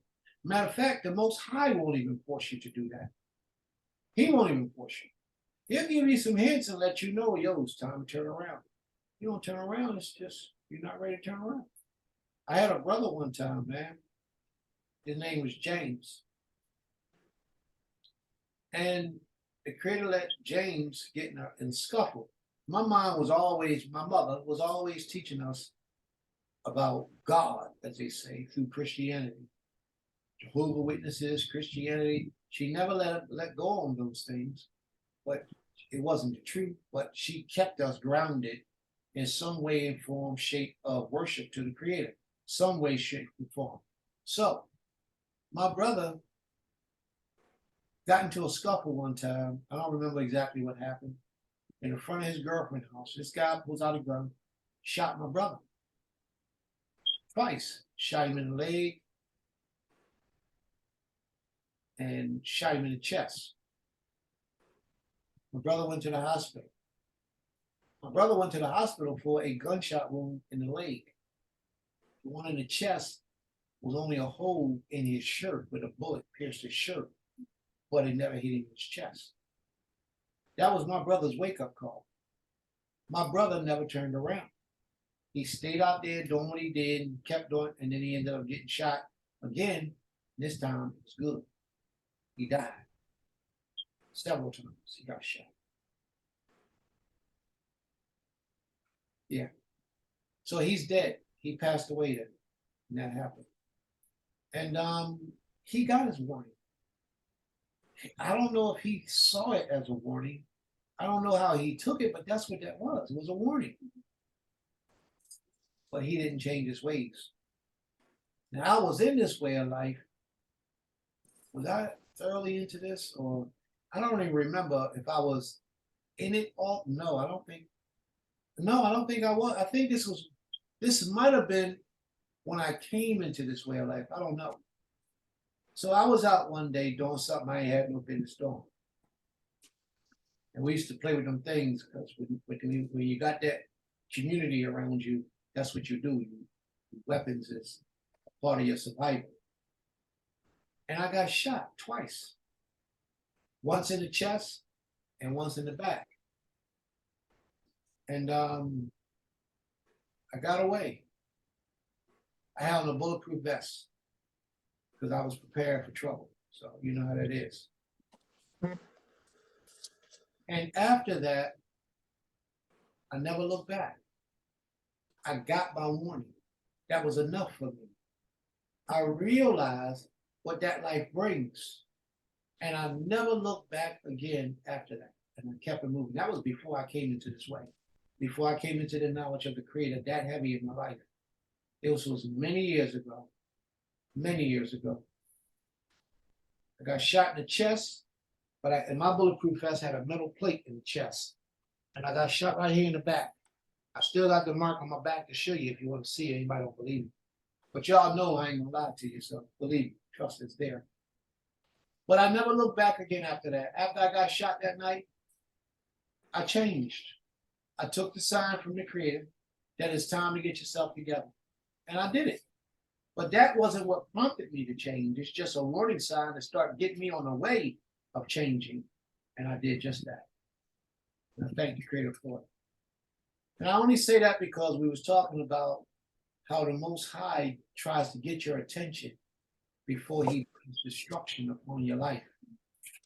So anyone who right now, when y'all going through hard times or hardship, I ain't talking about when you ain't got a couple hours. Because a lot of us don't have a couple hours all the time when we want it. But I'm talking about when real sorrow is sitting in your soul, real pain, the threat of life type situations, and you scave, you make it through. A lot of times it's just the Creator trying to get your attention, trying to do something great for you, trying to take you to another level. So we just have to be able to pay attention to when the Most High speaks to us. Because had I not have paid attention, I'd have probably been dead or in jail today.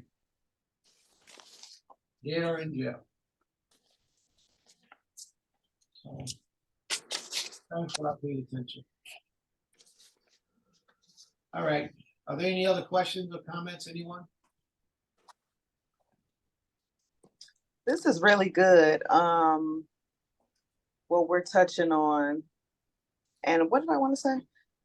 Just that when people do choose the money, I know a lot of folks that have it, like they are on millionaire status, and they can't even sleep at night. So choosing the Most High, it's still the best thing. Like ultimately, like you look at it like, oh, sometimes I will question some things, but I know people in real life that have to smoke weed or take melatonin, they really just can't sleep at night. So peace coming from the Most High is still the best. Like I'm happy I'm making this decision consciously daily. So that's all. That's right. You don't realize the decision you made until after you made it. Or something bad happens in the life of somebody that you see that didn't make that decision. You'd be like, dang, that could have been me because that was my man. But since you got all these millionaires that you know, get them to donate some money to the school. That nigga write it off and Might as well. Yeah, get them to do something good. This is how you do it. This is how you present it to them. Say, if you do something for the Creator's people, the Most High may do something for you. So therefore, you got a lot of money. So get some of that money. It's a little small portion to the school to help children. And then maybe, and we'll keep that maybe in mind, maybe the Most High do something for you. This is what I want to do, family. I'm so serious about this. This has been real heavy on my spirit lately. Getting some rocks. Go down by the river, get some rocks, clean them rocks up, shine them rocks, pray over them rocks, and sell them rocks for $5 a piece. This has been in my spirit for the last 2-3 weeks, and I am so determined to do that. I am going to do it. Sell rocks. I'm gonna sell rocks on this. I'm gonna get a stand, and I'm gonna sell rocks. I'm gonna have little sayings over top of each rock what these rocks are for. Prayer for this, a prayer for this, a prayer for this, and I'm gonna sell them $5 a rock. I'm gonna dress up in a suit or a garb like this, but I'm gonna look regal, and I'm gonna go out in the corner and I'm gonna sell them rocks. Don't nobody else do that. But mine's gonna be real, because mine's come with the real power, the creator behind it. Y'all think I'm playing? I'm serious. As a way to make, Hey, make look, money. yeah. Hey, look, when y'all walking downtown in y'all city and y'all see a little stand set up and you see Prince over there selling rocks, then you're gonna know what time it is. That's right. You be like, I never thought she would be out in Detroit walking down the street and see a little stand set up, say rocks for sale. But I'm gonna give it a special name like Divine Rocks. This is Detroit. The Shrine of the Black Madonna started here. Uwar Johnson and them boys, they already out there. What they got to do with me selling rocks? You said no one else did it before. I'm like, and you in Philly? Come on, you being funny now. All right, whatever. Had to take my dream. Don't be trying to mess up. See, that's what you was talking about, Rosh. You see people trying to take your dream away? No, I'm serious. I think it will be a good hustle. I really do. What I mean by hustle is a good way to make an honest living. I'm not pretending. I'm not frauding. All I'm telling somebody, this rock has been blessed. This rock has been prayed over. This rock has been prayed over. If you buy this rock, you're giving to a good cause. Here's the cause. You buy this rock, take that as a donation for your contribution to this school. That's it. And when they take that rock and see their life start increasing, they're going to come back and say, hey, Prince, how did you do this with that rock? I'm going to say the Most High, the creator of heaven and earth. And I'm going to start breaking it down and teaching them about the creator. Or I can have a Bible verse wrapped up in the rock when they buy it. It's like a gift bag, directing them back to the Most High so that they don't put their trust in the rock, but yet they put their trust in the one who made the rock. So, how do you think Christianity got so popular? Because they had to give them something that they can see. So they made a statue and images and idols of that rock, of that Jesus, or that stone, or that statue, or that whatever that wood tree was. They carved images of that deity and they say, here it is. Well, I'm not going to do that. I'm going to give them something to see and then direct them back to the one who made the thing that they're using to see. That's what I think. Yeah, Prince's Blasted Rocks and Stones. We're going to get a whole store built up. Yeah, I think it could work, man. I really do. You know, Yes, it will, Prince. It will work. yeah. I up to yesterday, I was putting a few rocks in a package to send to a friend of mine because she wanted a few rocks. And it was jasper, maybe agate, and different those type of rocks. So now that you can do whatever you want, yeah, it'll work. So I was thinking of actually getting some of y'all to go out on some of these corners and go sell some of the rocks. I knew that was coming. I was 9 seconds in this. After we pray over them, yeah. Yeah, we can help sell some of the rocks, bring the money back to the temple and to the house of worship and to the school. Man, but no, seriously, you will be surprised how much money is in selling rocks. Look. These guys in Georgia sell watermelons. They sell watermelons. They got brand new trucks, brand new racks, everything brand new. I'm selling watermelons. We got 110 acres of land. Ain't no reason why we can't sell watermelons too. What So, do we have? yeah, we're gonna leave it alone today to Shabbat. But we can put like 5 acres of land just to grow watermelons. And get some people, some of us, and go out there and make that money. Well, that, yeah, Yeah, just make sure they're seeded. right, seated.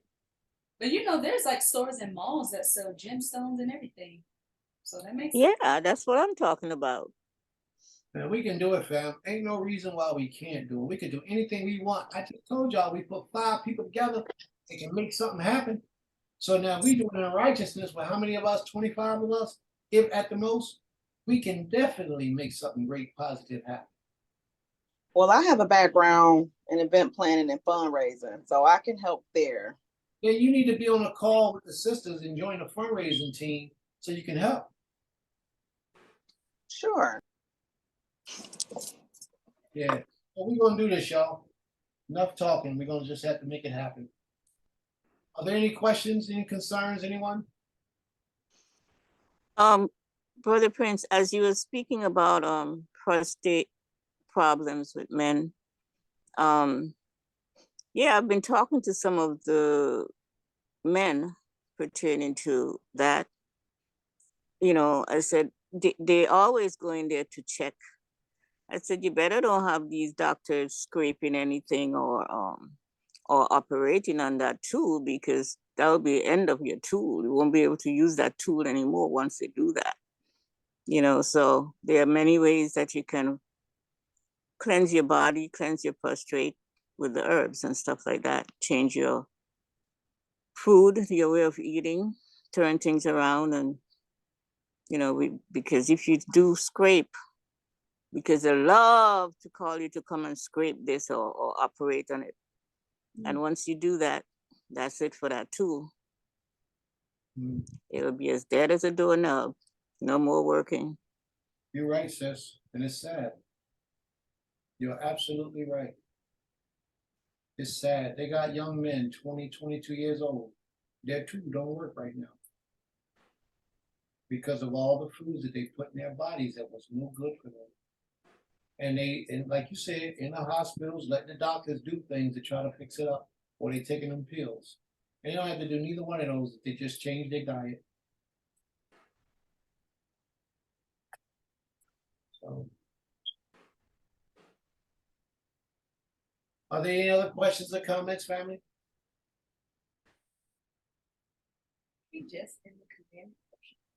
I like that everything is clear and loud and crisp. Congratulations. Well, that's only because I'm back in Philadelphia. Oh, okay. I'll get back down to land. Hopefully, creator willing, by the time I get back there, we'll have everything clear and crisp and loud. Now, Rosh taught from the temple today, and his was clear and crisp. He taught very good. And I heard it clear and everything. I don't think it messed up at all. Maybe slight for a second, but other than that, it was great. So maybe at the temple, the Most High increased the reception there. So it's coming out good there. I sure hope so. Okay. An incline, that's better. What you say, sis? I was saying it's on an incline. That's better for reception. Yes, it's on the highest part of the land. Yeah. Because we've had to walk. I know. I noticed that. I noticed that when we were in Africa, we had issues with reception. But when we went on the highest, one of the highest part of the land, oh, we got everything. Got Wi-Fi, we got everything. We were up there doing our thing. So I think on the incline, it might have better reception. Sure, pray so. All right. Are there any other questions or comments or concerns, family?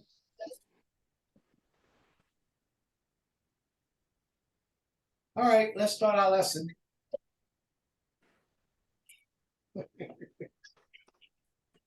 Pardon me?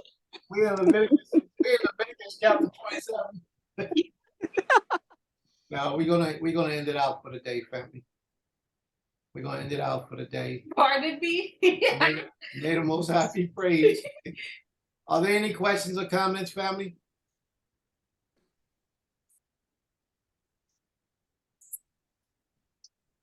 Okay. Would anybody like to take us home with prayer? Would anyone like to close us out with a prayer? Sister Brittany, didn't you say you were going to volunteer last week for this week?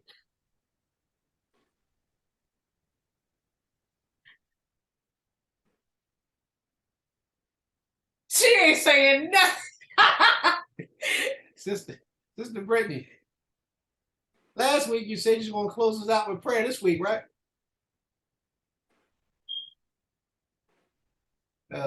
She the first time I ever heard her not say anything. Shalom, Sister Brittany. Okay, maybe she ain't dead. Well, I hope that Wi-Fi box worked that good when we get there. That was great. All right. So would anybody, since Sister Brittany is not present right now, since she's absent, would anybody like to close us out with prayer? She gone. She must have dropped off. Her thing probably was on the way out when I was calling her. Would anyone like to close us out with prayer? And whoever closes us out, keep Sister Ornette in your prayer, please. Would anyone like to, and that's only because she gave me permission to pray for her the other day, so we cool. Does anyone wish to close us out with prayer? That's the last time I'm gonna ask. Oh, you said you got it? All right, let's go. Can we all rise, please, and face the east?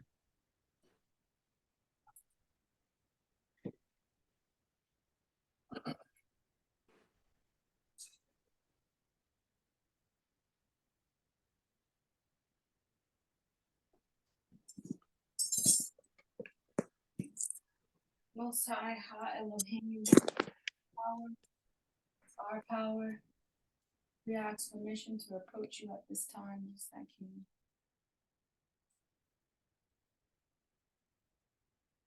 Our King and our power and our Savior, our everything and our source of energy in life. We give you praise, honor, and glory for your wonderful, holy Shabbat day. Thank you for allowing us to gather here, whether it be in person or in Zoom.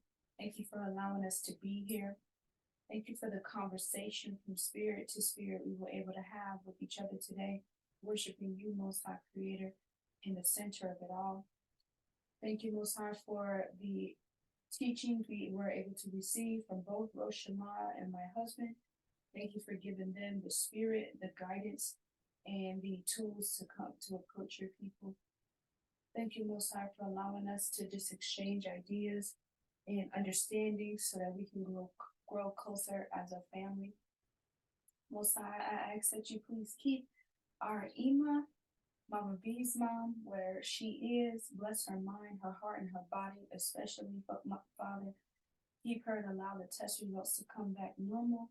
Or even if they don't, Most High, may you keep her and give her the information and the family information on what to do to keep her healthy and strong to pass through this time. Most High, also pray a prayer for our sister Ornette, that you please bless her physical health and her mind and her spirit. Help her to come out the hospital as well, Father, so that she may return back to us again, to her duties and just everything that she likes to do. Most High, I pray that you please keep our family and friends that were not able to show up today. Thank you for the blessing of my Isha's grandchild to come in the lesson earlier today, and their mother, his daughter. Please allow that to be of consistent nature as you see fit.